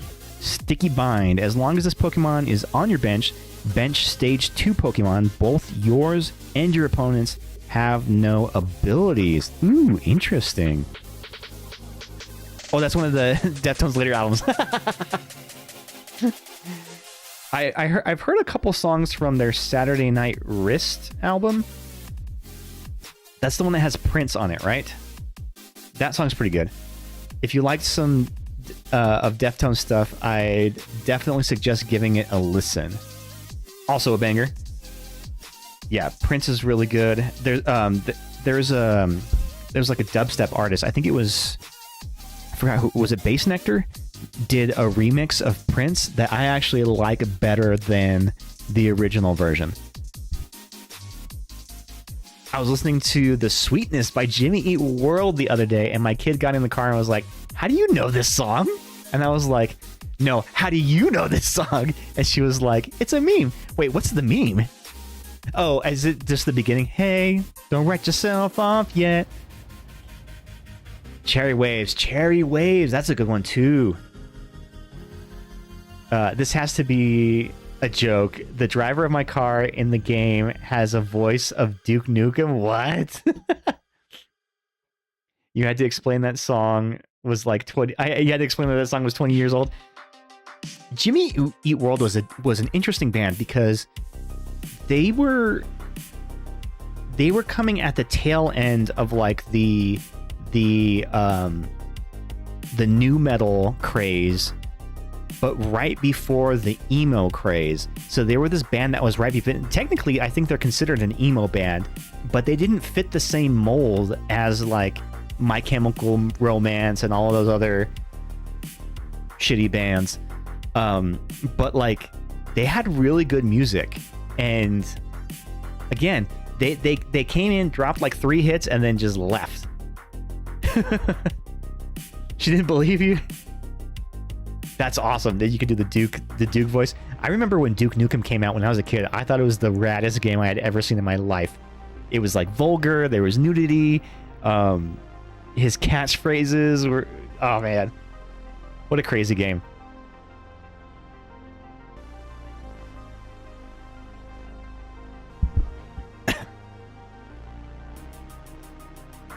Those alien bastards are gonna pay for shooting up my ride.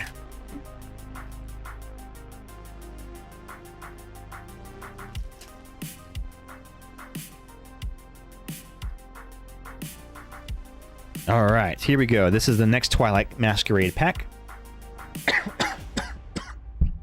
We have a Steel Energy, Shranshrew.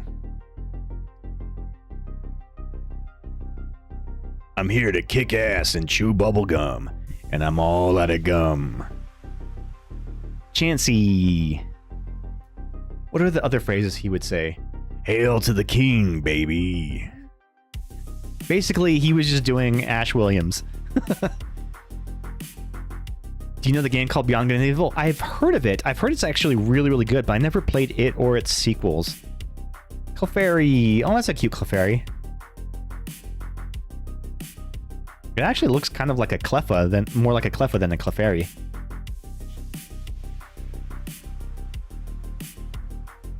And then, like, if you walked up to one of the strippers in the one level and you press spacebar, he'd hold up like a dollar bill and say, "Shake it, baby. Shake it, baby."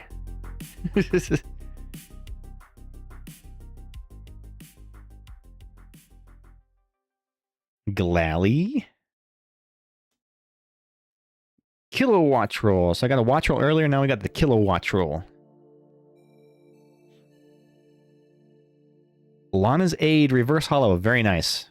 Good card. And kind of an underutilized card too.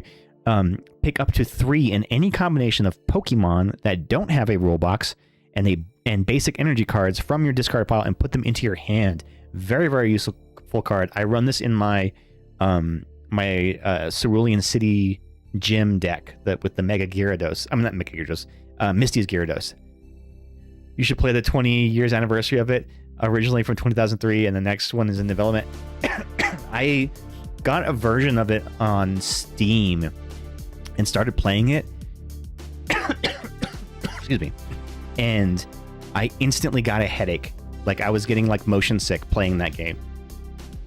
That never happened to me as a kid, but as an adult trying to play Duke Nukem 3D, it like gave me instant headache, motion sickness. Torkoal. That ball Pokemon looked like the toy Mad Balls from the 80s. Oh yeah, it kind of does. He's technically like covered in like a exoskeleton, right? He's a face Pokemon. I know, instant headache is because of the old Yeah, and like the shooter games of the era, the characters just move so freaking fast and floaty. It's just like, ugh, it's kind of nauseating. And an Iron Leaves. All right, so no big hits tonight. The only hits so far we got were the promo cards that came in the box. What Pokemon don't have a face? Mimikyu. Let's see, what other Pokemon don't have faces? Yamask. I mean, technically like a Ghastly because he's just like a ball of gas, right? Mimikyu has a face? I thought it was just like a dark void that exists underneath the costume. It's so goofy and cute. Oh, I guess I did. I thought Mimikyu was just like a... Like, do you know the Marvel character Cloak? I thought it was like that. Just like filled with ethereal darkness.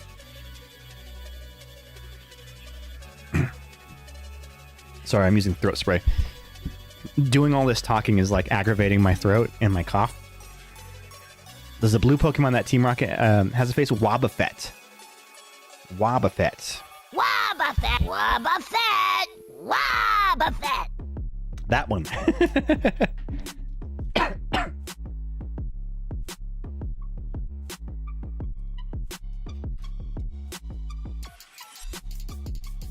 Ooh, we got a Corvus Squire in the chat. Okay, I guess I'll concede. All the Pokemons do have faces. But what about Yamask? Isn't that the whole thing about Yamask? Is he's a ghost of a dead child, and he's just roaming the earth trying to find a face for... He carries a mask because he doesn't have a face, and so he's looking for a replacement. How do you get Pokemon balls? You have to buy them. So, excuse me, not with real money, but if you look at the top of the chat, you'll see an icon for the extensions. There's the Pokemon Community game. Open that up and you'll see the menu, and in the item store you can purchase items. So you will gain items just for being here in the stream. So I think as long as you're chatting at least once every 10-15 minutes, you'll gain money in the game, and you can spend that on items or on balls or whatever. But also you can get them through random drops.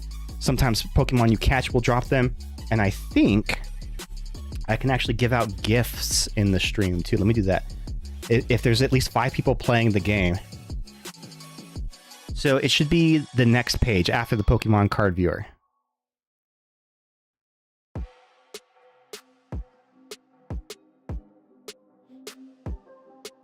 Okay, so I gifted, but it gifts random people. So Bad Taste and Zocker both got gifted different balls. Let me see if I can do it again. At least 5 active players are needed who haven't received a gift in the last 20 minutes. Okay. Have you caught any Pokemon in the chat yet, Panda? You might have to do exclamation Poke Start if you have not caught any yet.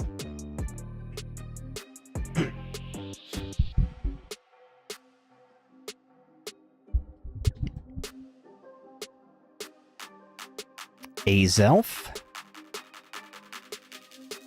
Okay, so you already have a trainer pass, so you should have access to the game, and it should be at the top of the chat. You should see like a little, like a number that says like +2, and when you open that up, if you're watching on mobile, I think it just has them, you can like swipe. On computer, it should just be hovering over the screen. I think you click it there. How do you get gold? I'm not sure. I think that's through battles.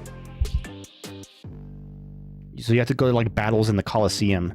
You're on your computer. Okay, so then it should just be on the side of the player. So like, actually this way, probably on this side of the screen, like somewhere over here, there should be a thing that says like Pokemon Community Game. Oh, no, if you're on a computer, click on my name where it goes to my About Me page, and I should have a plugin if you scroll down.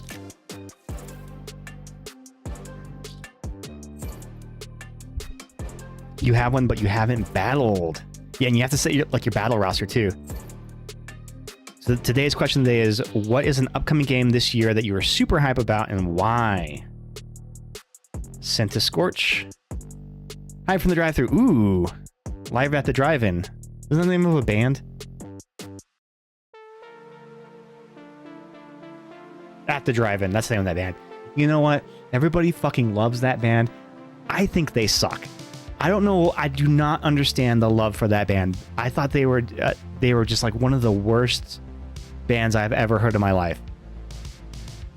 I've only ever heard that song, The One-Armed Scissors or whatever, but I'm like, what the fuck? This is the band that everybody cites as like the most influential band of the 2000s? Like, what the fuck is this? What am I listening to? Yeah, I don't get it. Gravity Mountain, super useful card. It gets a lot of play right now in tournament play because each stage 2 Pokemon in play, both yours and your opponents, get minus 30 HP. So that can be very useful when you're taking out those Mega Evolution Pokemon to bring down their HP. Ugh, gross. The Alolan Dugtrio. Fuck this card. Fuck this Pokemon. They're so gross. What is the cutest Pokemon? Ooh. There's so many cute ones. There are so many cute Pokemon. That's... Okay, give me a second to think about that. Don't hate my boys. I hate them. They're gross. They are gross. They are an affront to God. Hansid. There was a band from the... Was it like the 80s, early 90s? Of like two brothers who had long golden locks like this. I don't remember what they were called. It was like two brothers, and they played like alternative acoustic rock. What was the name of them? My mom would know. Cutest maybe Sfeel or Smoliv. Smoliv is pretty cute. No, I know Hanson. I know them. But there was another. They were known for having long blonde hair, like really long, and it was two guys, and they were older than the Hanson kids. They were like in their 20s. What was the name of them? Wooper's cute, and so is Axolotl. Oh, Axolotl is pretty cute. Dedenne's cute. Look how cute Dedenne is.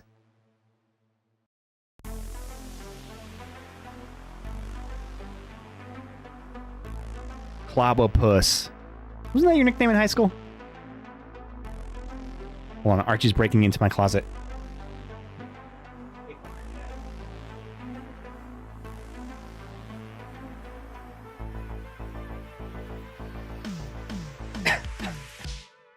He's always trying to break in there because he knows there's plastic in there. Yes, it was. Get them, come get the Grand Slam breakfast at Dedenne's. I really love the Moons Over My Hammy sandwich. I think it's really good. Palkia. Palkia is definitely the cutest Pokemon. Are you talking about the band Nelson? Yes, Nelson. That's who I'm thinking of. Nelson. Yes. It was like two twin brothers with long hair, right? Did you have to Google that?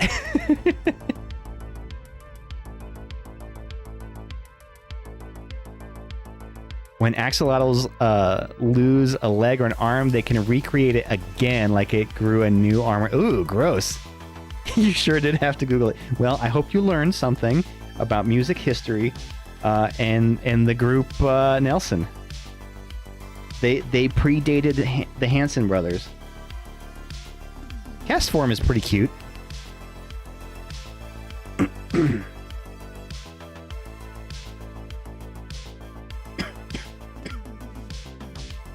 you know what? Meltan is pretty cute too. Even though he's kind of abstract in his design, pretty cute.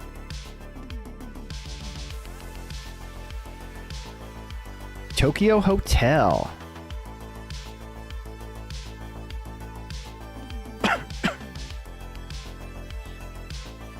As long as I don't have to learn about hair metal ever again, it's fine. I hate hair metal. I don't like hair metal either. It's just so like vapid and shallow. He's a nut in a blob. What's not to love? Really great. It is a type of being immortal. Oh yeah. You gotta go. Okay, Fire King, thanks a lot for hanging out, bud, and thank you for the battle earlier. We'll play again soon. Oh, I'll wait till Ghost comes back before I announce this. But it's not like a big announcement or anything. But let's start with the next box. The Black Kyurem. Oh, Eevee is cute. And I feel like Eevee would be one of the best Pokemon to have as a pet. Because it's just like having a cat. And I already have a couple of those. I had an ex-boyfriend who was obsessed with the band The Scorpions, and that relationship did not last. Oh man, Scorpions. They're the ones who do Rock You Like a Hurricane, right?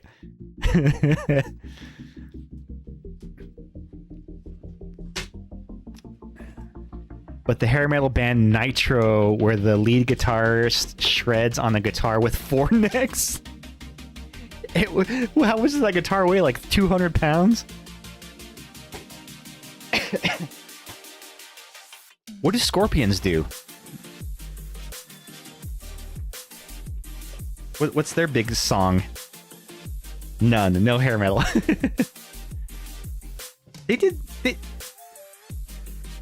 They did Rock You Like a Hurricane, didn't they?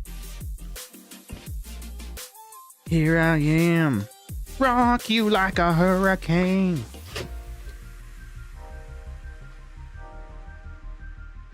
Rock You Like a Shitstorm, probably. They did. You know what's really funny is like, one of the only stations I get, radio stations I get in my car, out at work, is the classic rock station.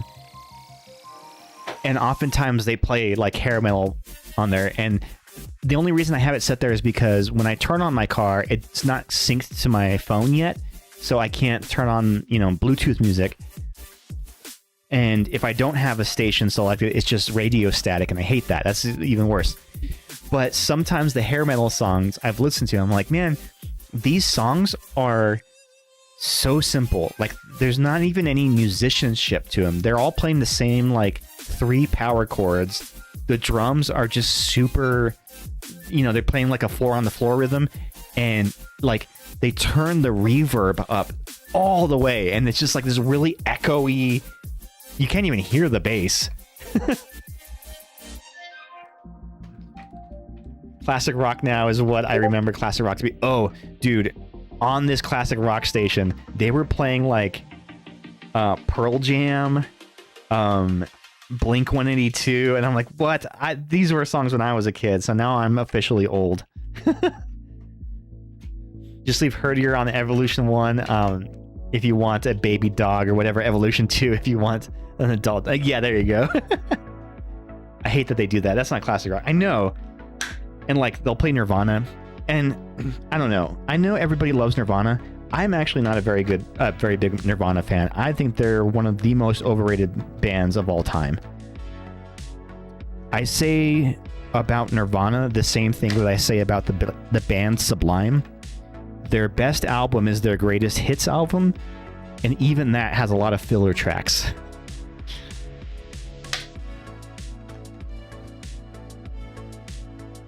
That's alt rock.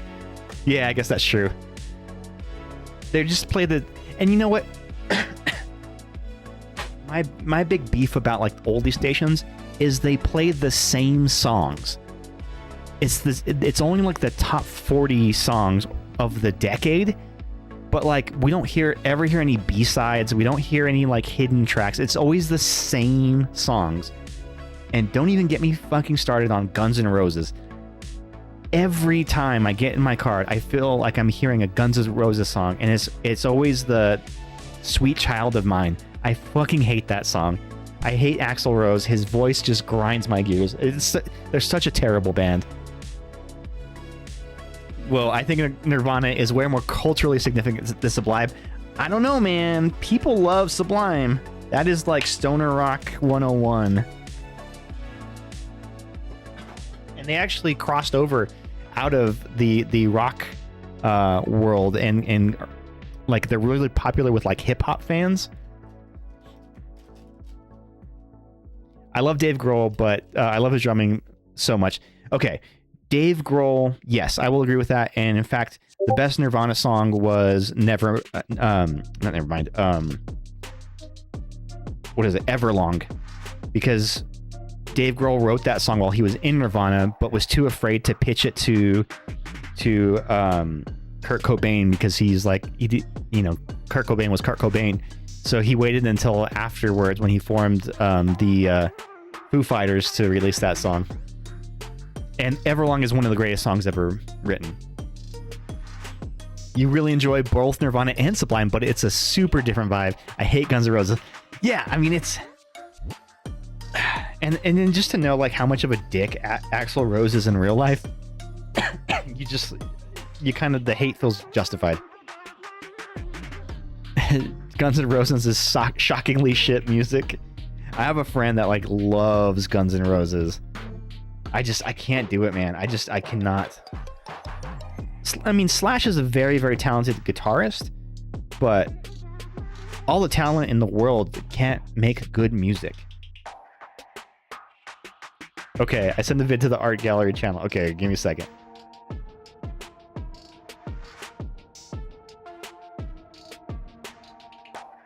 Okay, so we got the Black Kyurem from Surging Sparks promo, and you can see it's got the Cosmo sparkles on it too. And then the other promo was the Paradox Rift Zekrom. And of course, the big ass Black Kyurem. Foo Fighters was the first concert I ever went to, and it was a World of Mount concert in the barn in the middle of nowhere, and I didn't know who would be playing, and it turned out to be the Foo Fighters like in 1998. Oh my gosh, World of Mouth. Word of Mouth concert. Gotcha. Oh, Togepi is cute. I remember when they introduced Togepi in the show.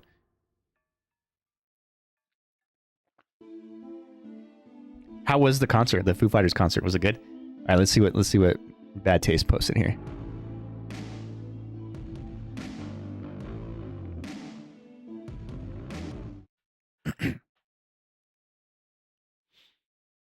Planet Fitness. We're all strong on this planet. One more, everybody. There's a Harbor Freight Cool, store we're just in gonna your get neighborhood where we sell hard-working tools that always work with any pro. Shut up.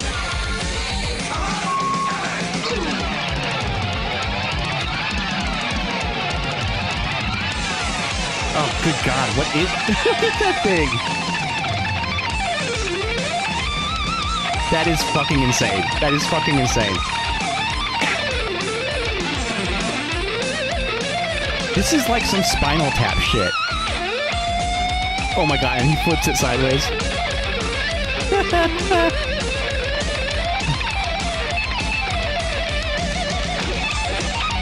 See, this is the equivalent of musical masturbation. This guy is literally just wanking right now. It's excess for excess sake. No, I'm done. I'm done with this. Ugh. These groups did not age well, I'm sure. It was amazing. They were already a big band at that point. Oh, nice. But all the next... yeah, all the next... They're all in the same key. They're all tuned the same. Look, is it good? No. Does it kick ass anyway? Absolutely. That reminds me of the movie This Is Spinal Tap. Fucking great mockumentary. But the guitarist is doing something like that where he's doing a guitar solo, and in the middle of a guitar solo, he reaches down and pulls up a violin, and you think he's going to play the violin, but he just starts strumming the guitar with the violin. I love that movie. Rip Rob Reiner. Oh, dude, I know. And in fact, the sequel just came out. The Spinal Tap, like it's like them later. I heard it's good. I have not seen it. I should watch it in memory of Rob Reiner. Fran Drescher and Billy Crystal also have a small cameo in that movie.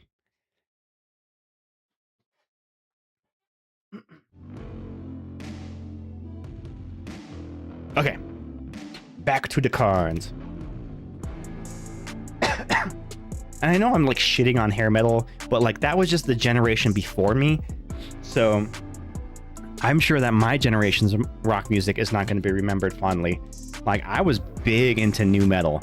So, like, Limp Bizkit and Korn and Spine Shank and Static X. Like, I would like all of those kind of bands I was really big into.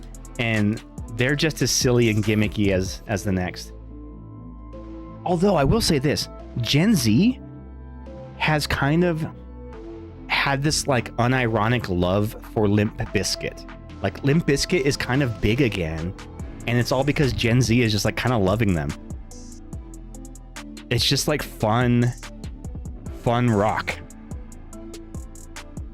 They don't give a shit about nothing. Sizzlepede. But also, millennials are also responsible for emo, so we have crimes to atone for. See, I never got into the emo scene. The emo scene, I'm more of like an older millennial. So like, as I was getting out of high school was when emo was starting to hit. And that's when like the scene started. And I instantly was like, because I was into nu metal and then metal. And I'm like, what the fuck is this emo shit? Like the girl pants and the eyeliner and the anime hairdos. I'm like, this is stupid. Why is this the thing? He was fully in college when the scene started. And I was like, nope. Yeah, it seems so bland. And then even worse was like the screamo, where they're just screaming, trying to sound hardcore, but it's like, it was so fake. It just screamed fake to me. Applin. Okay, Applin's pretty cute. On the cute factor, Applin's probably like an 8. On a scale of 1 to 10, it's like an 8. Yeah, I experienced the same thing. Got into Slipknot and Tool and Mudvayne, etc. And emo was becoming a thing. Hey, what up, Nate? Thank you for that sub, Nate. Bad Taste, hold that thought, because I have a lot to say about that. Let me see if I can get Archie back in here to get his treat. Archie, come here.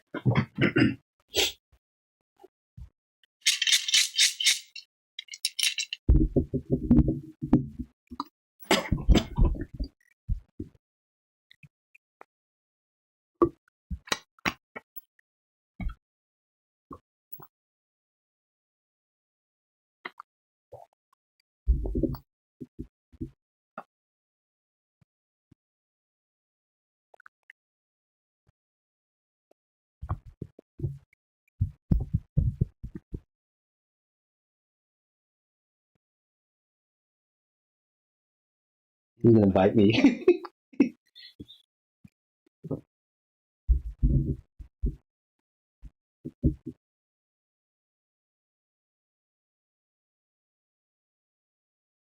You gotta pet him hard so he can feel it.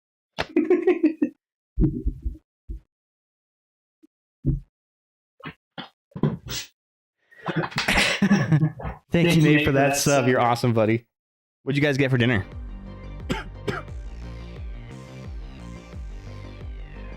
Cats are liquids. My question to the chat is, what is a Pokemon that always scared you as a child? It could be from the look or from the scream or the sound. Ooh. Not for me, not any specific Pokemon, but I remember being creeped out in... Feed that cat! Hey, Mela! Feed that cat!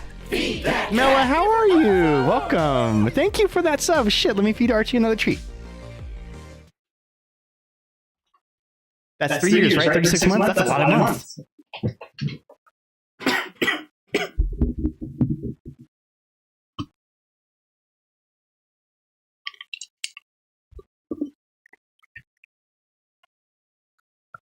Say thank you, Mela.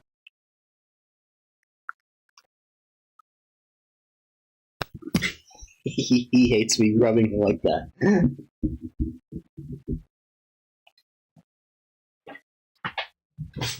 And with that sub, Mela. Oop, wrong camera. You have taken over as a stream boss.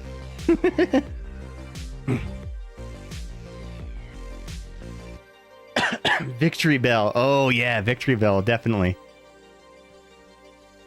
I was not a child when Pokemon got popular. I was in like middle school when Pokemon was really hitting its peak. Mr. Mime, he's gross. He is pretty gross.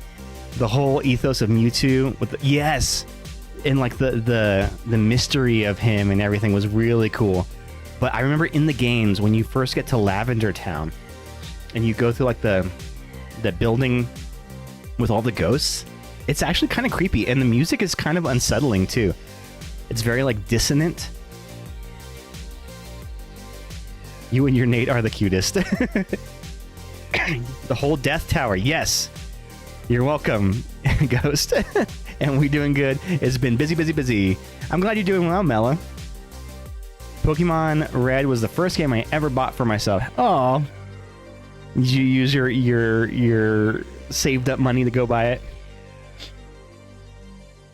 Blood or Mane. Oh yeah.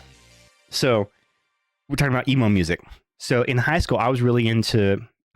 At middle school, I got really into new metal, and then I transitioned into like harder metal. So Slipknot, Mudvayne, Disturbed, like a lot of like the heavy metal of that day.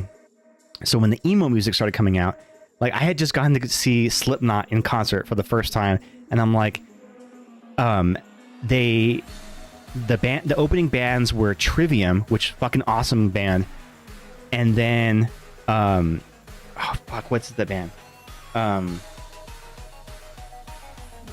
The guy sings really high pitched, kind of like from Rush, and he's got like really crazy afro of curly hair, and he plays a double guitar. Oh, what is that? Coheed and Cambria.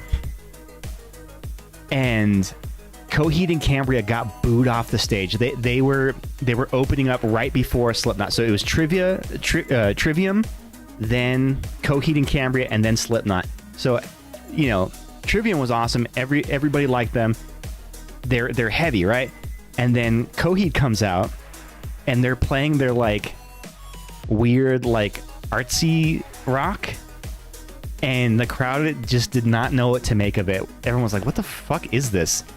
And like, granted, they played well. Their sound was good, and they were a good band, but like it just did not fit the vibe.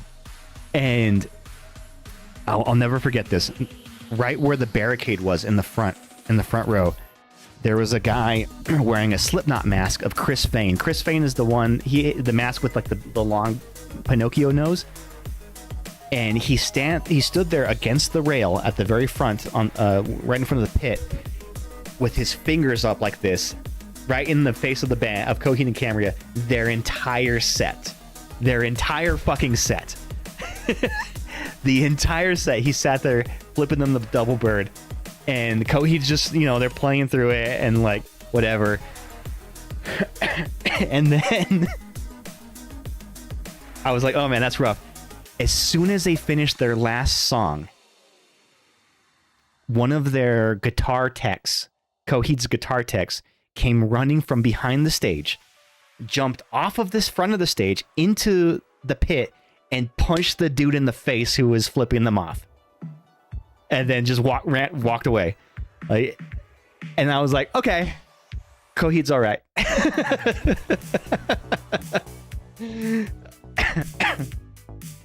It was kind of cool.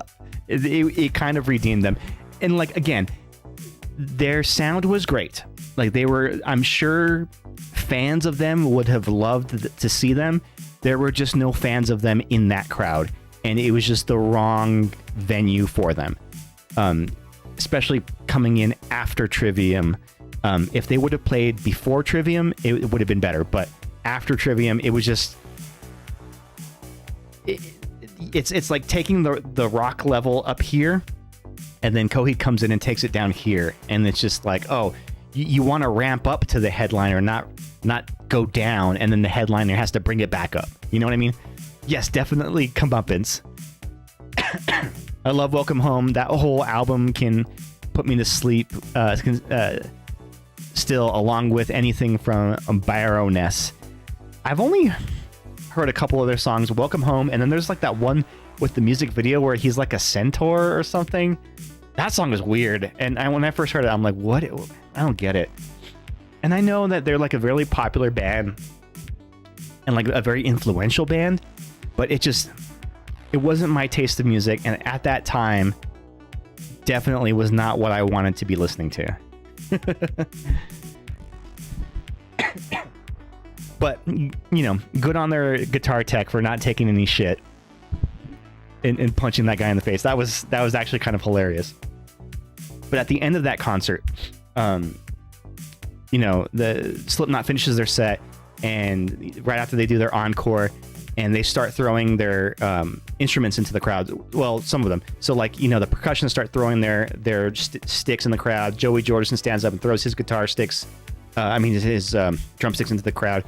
And then Jim Root, their lead guitarist, throws his guitar pick, and I ended up with it. So it was a white guitar pick. On the one side, it had the Slipknot emblem. On the other side, it had the number 4, and that was his number in the band. He was number 4. And I ended up with it with his guitar pick. I like the music for Feathers.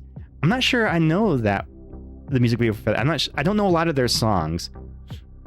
Also love Mars Volta a lot. Prog rock is so good to my brain. I don't know. I think progressive rock sometimes can get a little too like pretentious, and sometimes that's not what I want to listen to. Like, I understand it, and I even think Tool is one of those kind of bands, and I guess Tool's more of like a progressive metal, but like it's people who are into Tool are so about like the musicianship and like, oh yeah, this song is in 7/8 time and not 4/8, and you know, just all these like hidden messages and stuff, and I feel like sometimes it becomes about making a complicated song rather than making a good song.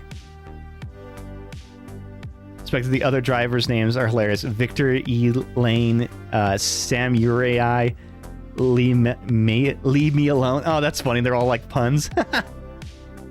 Tie My Shoe. That is kind of funny. I feel like for new controversial band for metalheads is Sleep Token, mostly because they have some genuinely decent metal, but a lot of it is more pop inspired. Yes, absolutely. I've listened to a couple of Sleep Token songs, and I'm like, okay, this is cool. I can fuck with this. And then other ones that it's a little more like hip hoppy, and not in the good kind of way. There's this theory that rock music is kind of dead, and that we don't have any big metal groups coming out now anymore. In fact, a lot of the big shows are being done by legacy bands or legacy festivals. What are the new metal groups? They're not the same.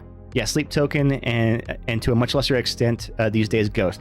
Ghost, I do think, is one of the newer bands that's pulled a crowd. Gojira comes to mind. There's a band called Highly Suspect that I got really, really, really into. I don't know if you guys have listened to any of their music, but they're a fucking great band. In fact, their first album helped me get through a divorce. A breakup. Pulled a crowd, you mean a cult? Yeah, exactly. Oranguru.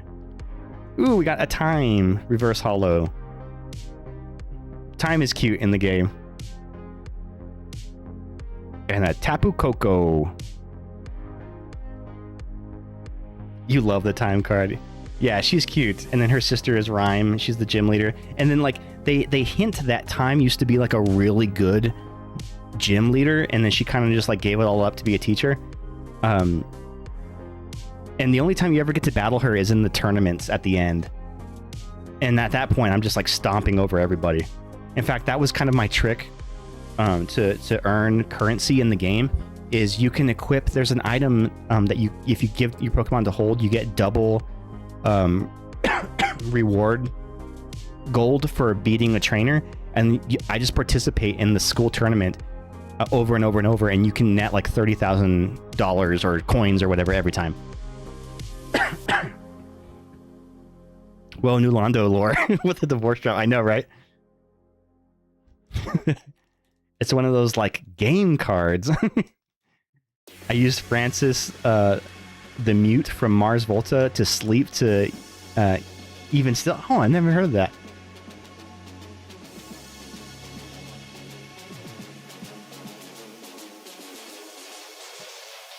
You know, there were some albums that I remember falling asleep to as a kid or in my heyday of music. One of them being Incubus. Their Make Yourself album. I used to fall asleep to that. I loved that album. So fucking good.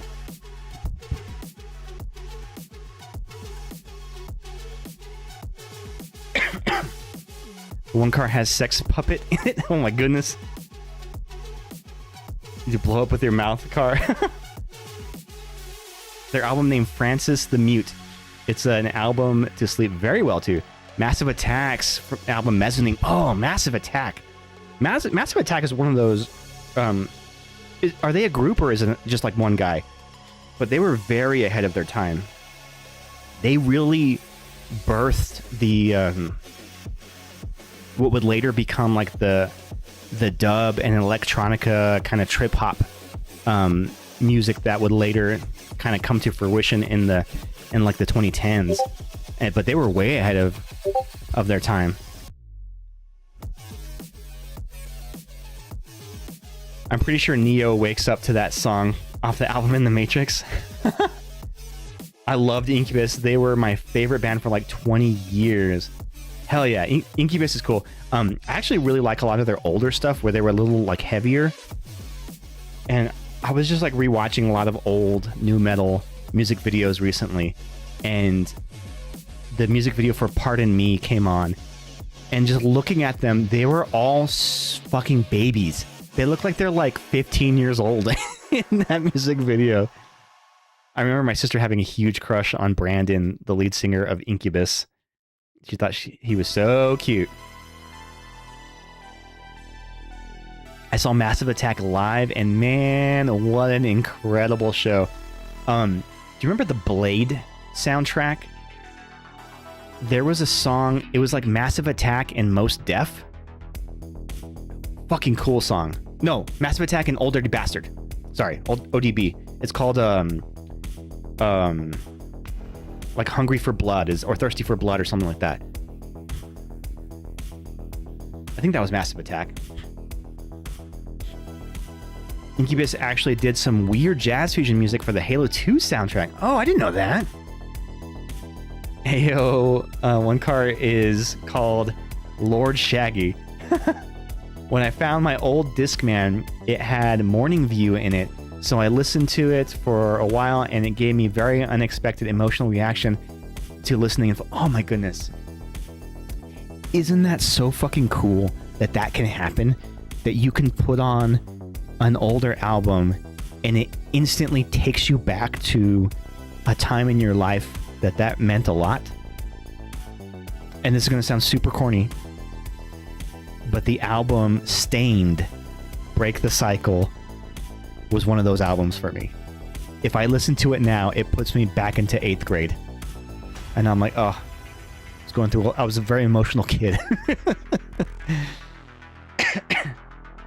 I didn't think I would start crying so much. And you know, those are always kind of the best cries. The ones that you don't expect. I'm gonna get a little real with you guys for a second. The other day, and I say the other day, this was like a year and a half ago, I started watching, it was on Disney Plus, the movie Willow, you know, with Warwick Davies. And I hadn't seen that movie since I was a little kid, and I used to love that movie. I started watching that movie, and there's a scene in the very beginning of it where Willow's about to, you know, embark on his quest, and he's saying goodbye to his kids and his wife, and she reaches out her hand and puts into his hand a lock of her hair. And she had like really long hair, and she cut her hair, like a lock of her hair, to give to him to take on his quest. And I don't know why, but that moment, watching that as an adult, like a year ago, I broke down and started like weeping, like crying. It just had such an emotional hit on me that even just thinking about it right now, I'm like, oh my God, but completely unexpected. And I maybe saw that scene a million times as a kid because I had Willow on like a VHS tape that I had bootlegged off of, you know, TBS or something. And I never, that scene never had any resonance for me as a kid. I just liked the, you know, the fantasy aspect of it, of the movie. And I would always fast forward through those scenes. But as an adult, that scene fucking hit me so hard. I don't know why. And it's, if you watch it now, like if you go and watch it now, you're probably like, this isn't a super emotional scene, but for some reason it hit me like a fucking freight train. And like Molly comes in and she sees that I had been crying and she's like, "Are you okay?" And I was like, yeah, I just, something about this just like triggered something in me and I started crying. Anyway, Willow, good movie. I just remember putting that very Discman on with that album from Incubus when they were bad at home and I was going through abuse to escape into a peaceful, beautiful place to just sound and feeling. Music is so powerful like that. It's so true, dude. And music, I think, often has the ability to help us rationalize things and to compartmentalize things or sometimes just vent things in a way that we can't put into words ourselves. And that's what makes music like that so powerful, is that it may sound corny to another person who's just listening to it and like, oh, this is just, you know, sad sack kind of music. But at that time when you were listening to it, it meant something to you because it was resonating with you because you related to it, and you can't take that away. Like nobody can take that away from you. And yeah, I think that's the power of good music. That's the power of really good music. That's how I feel about Boromir's death in Fellowship. Oh, son of a bitch. We're just gonna start talking about a bunch of sad shit, aren't we? Boromir is one of the most notoriously misunderstood characters, and I feel like the theatrical cut of Fellowship of the Ring did him so dirty, because when you watch the extended cut, he becomes a far more sympathetic character, and more so in the Two Towers. When you meet his brother Faramir, you flash back to their relationship with their father, the Steward of Gondor, and you see why Boromir was so conflicted. He was just trying to do right by his family. He wasn't an evil person. He wasn't a bad guy. He was corrupted, and that was the power of the ring. But in the extended cut, you get to see some of those extra scenes and stuff, and so it makes you feel more sympathy for Boromir, and it makes his downfall more tragic and less just like, oh, he was just a bad guy from the get-go. They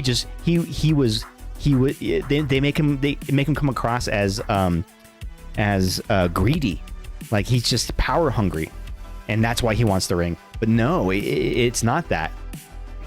I remember just imagining digging my toes into the sand at a beach at night while listening to the songs, Aqueous Transmission, and just thinking of being on the Oregon coast at a bonfire with my friends, feeling salty air whip on my face. Oh, I miss home. It's so hard. Yeah, Soccer, I did read that. All right. Flapple. Sorry, this pack has taken me a long time to get through, huh? Oh, here we go. The first hit of the night, gang. And I do not have this card. This is the first one I've ever pulled of this. This is the Flygon EX. Technically, he's a shiny. He's a shiny Pokemon because this is from Surging Sparks. So he's a shiny Flygon EX. This is the full art. Or I guess the IR, the double rare, whatever you call them. Flygon EX. Somebody want to give me a price check on the Flygon EX? It is number 222 from Surging Sparks.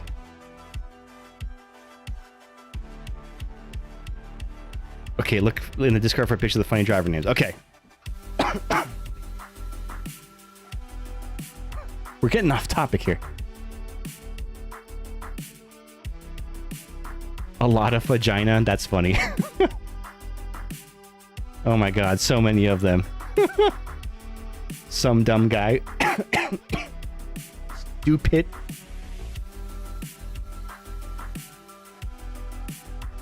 Jedi Knight. That's funny. So many, like, pun names.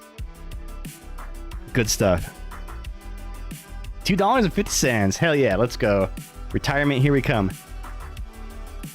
Oh, you gotta excuse me. I got a throat sprite. Oh, man. It's really weird how music can have that kind of effect on us. I do think sometimes the best way to listen to music is with noise isolating headphones. I'm not talking about noise canceling headphones, but noise isolating. I'm talking about the cup headphones that cover your ears, so all you hear is the music. And you'll start hearing things in music that you never, in the mix, that you never really heard before. I think one of the best songs of that is from what's her name, Imogen Heap. That song, Hide and Seek. Listening to that song with really good quality headphones, you hear all kinds of stuff. And I remember reading an article where she's talking about that song and how, like, there's like a part in the song where she's like laughing because she drops something on the floor, and then she's like cooking like ground beef or something, and you can hear the sizzling of her saute pan. Like, just all kinds of different stuff just hidden, buried in the mix, which is super, super funny and very, very creative. Okay.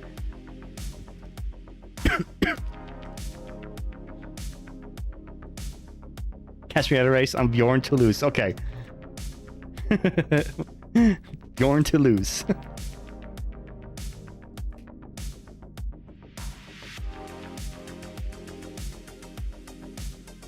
This is another Twilight Masquerade. I guess I did the Surging Spark back-to-back, so I didn't shuffle them. That's the kind of headphones I use always because I have severe hearing loss and not have those and I can't hear. Oh, yeah. I mean, that definitely makes sense.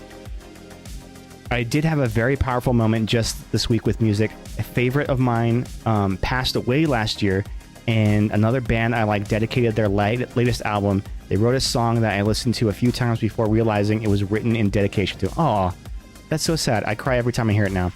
That is so sad. That band, Alien Ant Farm, that I was just talking about earlier, they, a lot of his lyrics, especially on their first album, Anthology, they allude to, and I don't know if this is a true story, but at least this is what I've gathered from it. I never researched it, but I think he had a partner who had died in a car crash, and there's a lot of like metaphors that are layered in their lyrics about like car crashes and things like that, and thinking about that and listening to the album just gives it so much depth. Really, really great album. If you ever get a chance, give that band, Alien Ant Farm, a shot. Listen to their album, Anthology. Super fucking good album.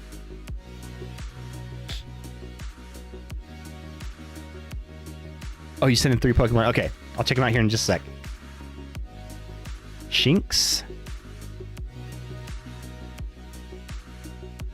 But also listen to Starcadian. Listen to TWR Twerp.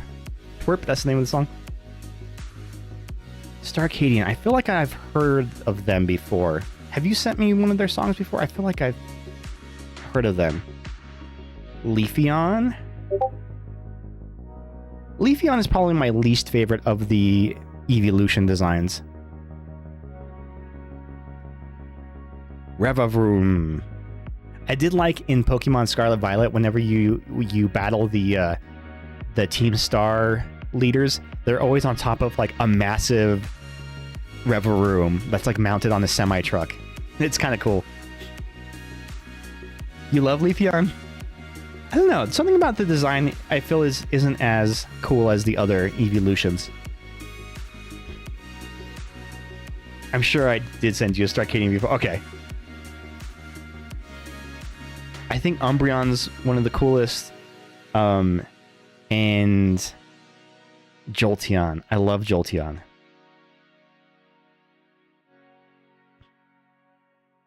Would you say he's your Leaf favorite? No, I would never say anything like that. You said 4 things, my 40 phone wallpaper and art gallery. Okay, I'll check him out here in a bit. Helioptile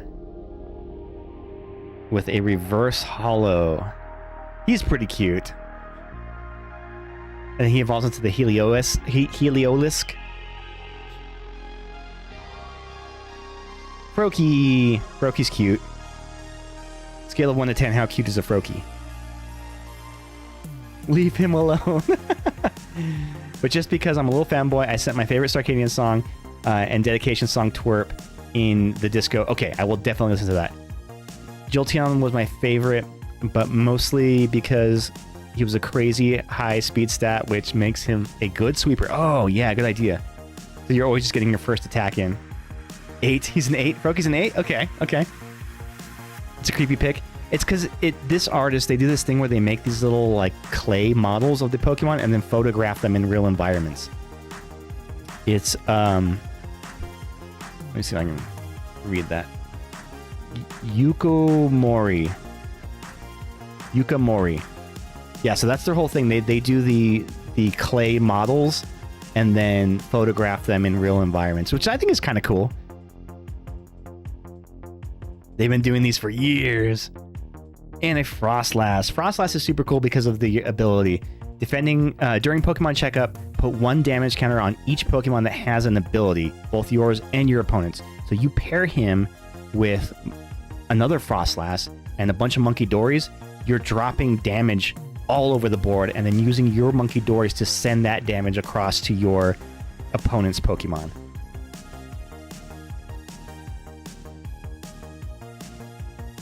Like, I think one of my old cards from 2000 was made by Yokomori. No, I guess it's called Yukimori. Okay. Yukimori, okay. Yuka.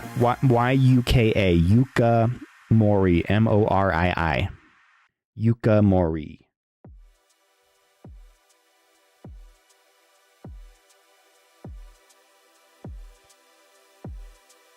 All right, last pack of the boxes. We have a Twilight Masquerade. And then I'm going to treat you guys to one of the cringiest nu metal, quintessential nu metal music videos of all time. And that's how we're going to end the stream. It's such a corny music video, but I unironically love this band and I love this song. And that album from them is really, really good. I'll tell you about it here in just a second.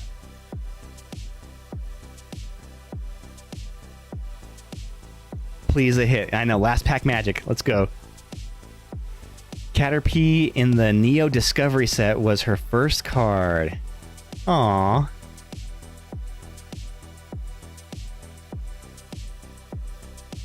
I pronounce it Caterpie because it's P-I-E. Caterpie. I don't, but I should. Applin. Nosepass. I don't like Nosepass, but I like it more than its evolution, the Probopass. I don't know. It's weird. It's like this weird booger Pokemon. I don't like it. Seaking. Community Center. Once during each player's turn, if they played a supporter card from their hand this turn, you may heal 10 damage from each of their Pokemon. Ooh, that's kind of cool. Maybe I should put that in my Crustle deck. Iron Bundle. Interject. This Iron Bundle is not as useful as the other one with the ability that lets him switch and then go back in the deck. Applin looks like Mr. Krabs. Caterpie in the... Oh, yeah, I read that one. And my stuff real quick in Discord. Yes. What's the nose pass lore? I'm not familiar with that. Oh, there's the Probo pass. Yeah, he's weird. Mr. Kraplin. Ooh, a reverse hollow Diplin from Festival Leads. So the Festival Lead decks are kind of crazy because they have this attack, Do the Wave. This attack does 20 damage for each of your benched Pokemon, but read the Festival Leads. If Festival Grounds Stadium is in play, this Pokemon may use an attack it has twice. If the first attack knocks out your opponent's Pokemon, you may attack again after your opponent chooses a new active Pokemon. So you could potentially get a double knockout.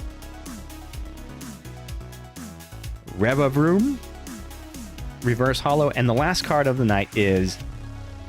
Oh, we do have a hit. We do have a hit. We manifested it, gang, with our love of music. This is Twilight Masquerade, so what's a good... It's an EX, so it's not going to be like a full art card, but... We have... Greninja EX. Shinobi Blade. You may search your deck for a card and put it into your hand, then shuffle your deck for 170 damage and 1 water energy. Mirror Barrage. Discard 2 energy from this Pokemon. This attack does 120 damage to 2 of your opponent's benched Pokemon. Ooh. 2 of your opponent's benched Pokemon for 120 damage? That could potentially be a double knockout. Don't apply weakness or resistance to benched Pokemon. Interesting. But you do have to discard 2 energy. But if you used... So if you put 1 water energy on him, and then use, say, like a ignition energy to add the colorless, that would be the discarding for it. You could potentially do that. Pair that with that, and that could be useful.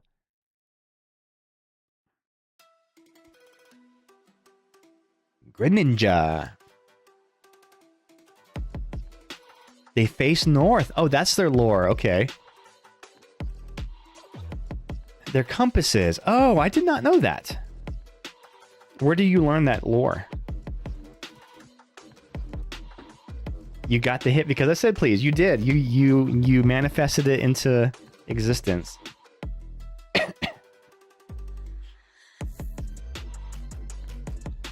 Bulbapedia? Oh, okay. But you don't get it in the game? Like, you don't know what game it's from? You're usually the game master. You know all the game lore. You're a resident Pokeologist. Pokepologist. Okay, let's check out the Discord real quick. Mega Shallows. Oh, so that's the Steelix. Cool. That actually looks pretty cool. Glurak. Glurak. That's what they's called in Germany, huh? Oh, that's cool. Oh, this is the immersive. Okay.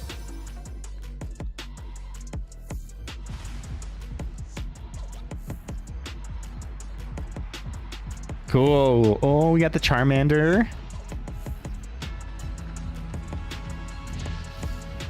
The Charmeleon. The Charizard. The Mega Charizard Y. I actually like the design of the Mega Charizard Y better than the Mega Charizard X. The Y looks more like the rest of the Charizard line, evolutionary line, than the Charizard X does.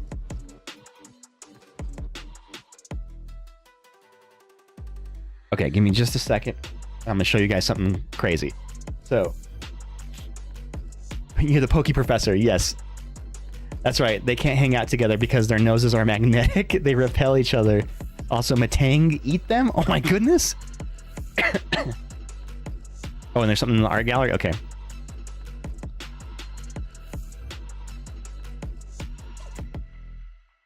Oh, not wrong one. Art gallery. This one? I already saw this one. The 4D wallpaper. I see it not.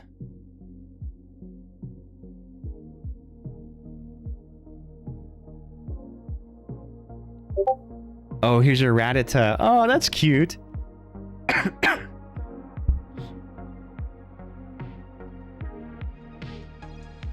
I actually really like these clay designs. I think they're awesome. That's part of the e-reader era.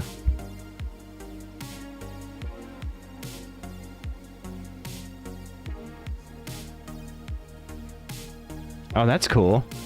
Do you have this on your phone right now? That's awesome. Kind of looks like Ant-Man.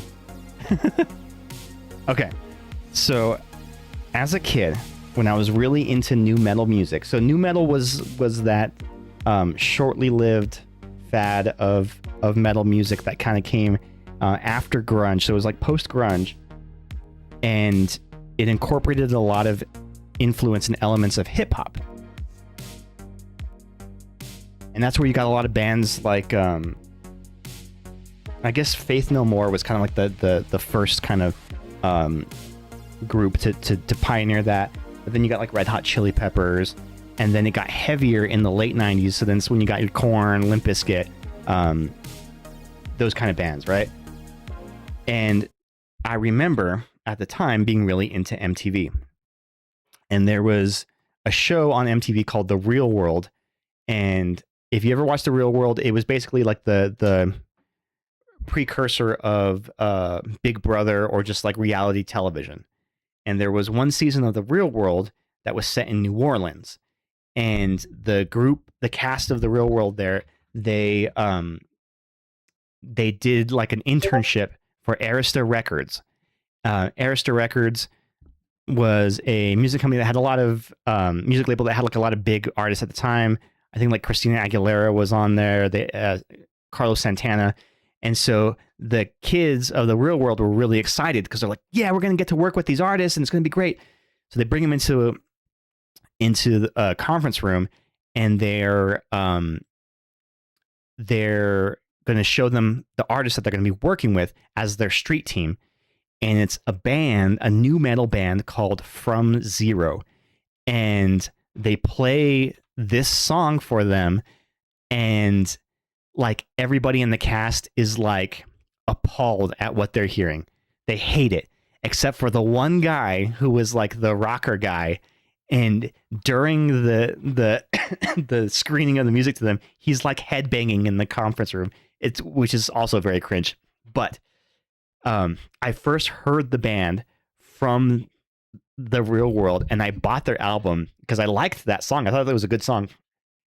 And then I saw the music video for it, and it's just such a cringe music video that is so it's so record label centric and so it's like the product of committee thinking. So the record label basically checked the boxes for what made a nu metal band at that time. Now, if you know these quintessential nu metal traits, list them off with me. Shiny, baggy clothing, spiky hairdos, chains and bracelets, a lead singer who's psycho. He's crazy. He's wacky. You know, he's too insane to contain. Futurism, and of course, you know, you've got detuned guitars, downtuned guitars, with the guitar straps elongated, so they're sagging their guitars really low. So just think of all of those things, and let's see how many this music video checks off. Now I'm gonna full screen so that you guys can see this, and I hope I have a scene still that has that set up. Let's see, is it this? Okay, yeah. Just let me hold on one second. I just need to change this around real quick. You guys are in for a treat, and hopefully, the dick height guitars. OMG! Oh, I know. I think Papa Roach was like one of the most notorious ones for that. Let's see. Okay. Now, in order to not get muted on Twitch, I'm going to talk over the video, right, and commentate on it. So I'm doing that so I don't get a copyright strike. But we're all gonna bask in the glory of what is the song Check Ya by the band From Zero.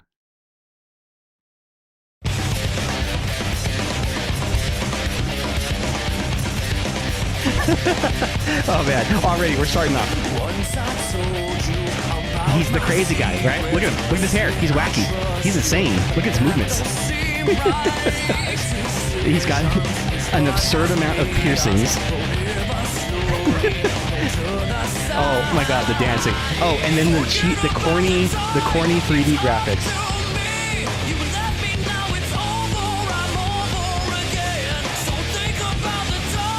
Oh, this is insane. What's that hairline? Right, he's balding, but he also has a giant spike.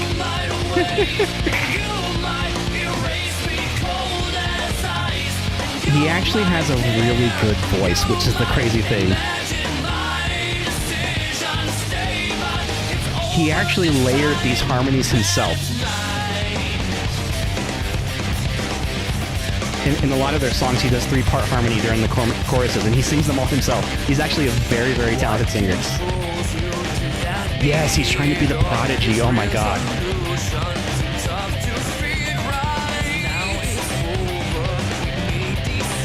I mean, you could tell the record label dropped some serious money to produce this video.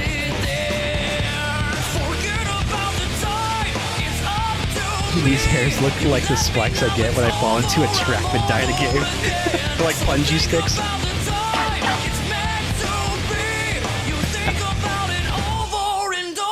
Oh, the eyeliner.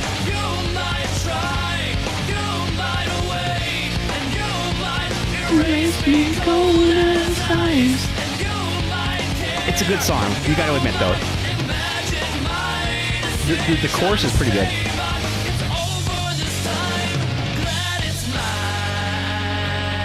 And then, of course, what new metal song is complete without a breakdown section? Where it sounds like he's singing through a walkie-talkie.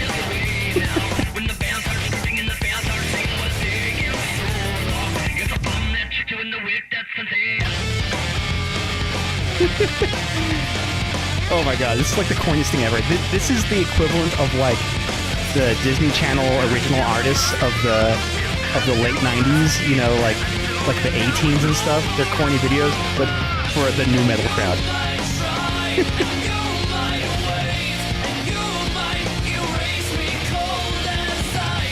Those spikes look deadly, so they don't fight it. I know, right?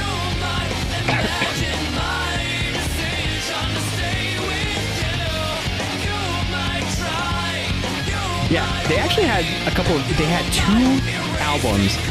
Both of them were really, really good. And nobody's ever heard of that. I've never met anybody who's ever heard of this band. But I really, really like this band.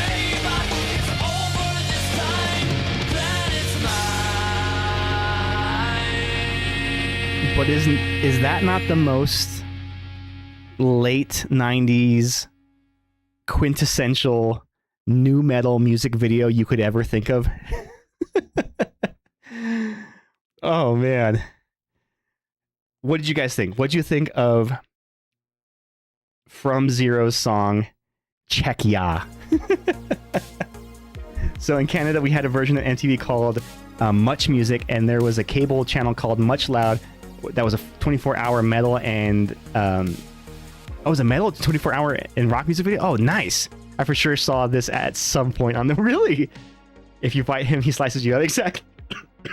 Oh, the bullshit mechanical CGI thing at the end was like the cherry on top. I know, right? It shows that their entire world was existing in the Matrix or something. I just lay in bed with the cat coming and hitting me for no reason in his closet. If I was wearing sweatpants, scratch that. I'm mad. Oh my goodness. Time traveled to a safer time. Yeah, very, very, very, very fun time. If you're ever interested, I would suggest checking that group out. They're called From Zero. 2 albums. The first one, One Nation Under, was a really good album. There's some really, really great songs on there. I definitely recommend them. All right, let's send a raid out, gang, because it is that time that we depart. I leave you for the night and the weekend. I will be back on Tuesday for some more Pokemonzing. Oh, actually, I meant to tell you guys this. One of the things I want to do this year is I want to start incorporating more horror games in. So I'm taking this moment to announce that over the next couple of months, intermittently within the stream schedule, I'm going to do playthroughs of some of my favorite games from the Resident Evil series. One of my all-time favorite gaming series. We're going to replay some... Well, I'm not going to do all of them because there's too many of them to count. But I'm going to do some of my favorite ones from the series. And I hope that you guys can join me for that. If I find a way to make some of the two-player Resident Evil games work, maybe we can do some co-op with the mods. But yeah, anyway, we're going to send a raid out to Late Night Candy, who's playing some Stardew Valley. So we're going to shift the mood from the wacky, cringy rock over to some cozy farm simulator games. But we will see you guys on Tuesday night, 7 p.m. Mountain, 8 p.m. Central, for some more Spectrovision. You guys have a great night and a good weekend. So long, fuckers. Stay tuned for the raid. Bye.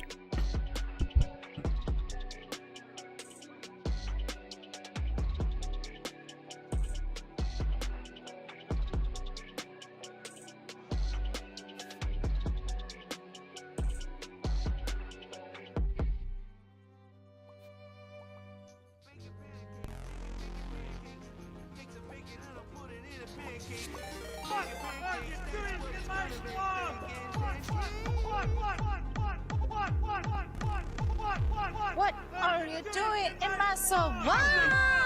Hello, Spectre. Hi, aptly named Ghost. Welcome on in. Oh my god. Hello, hello, hello. Hello, princess. Hi. Welcome on in, everybody. How are you? How is stream? Pokemon trading card game? Oh my god.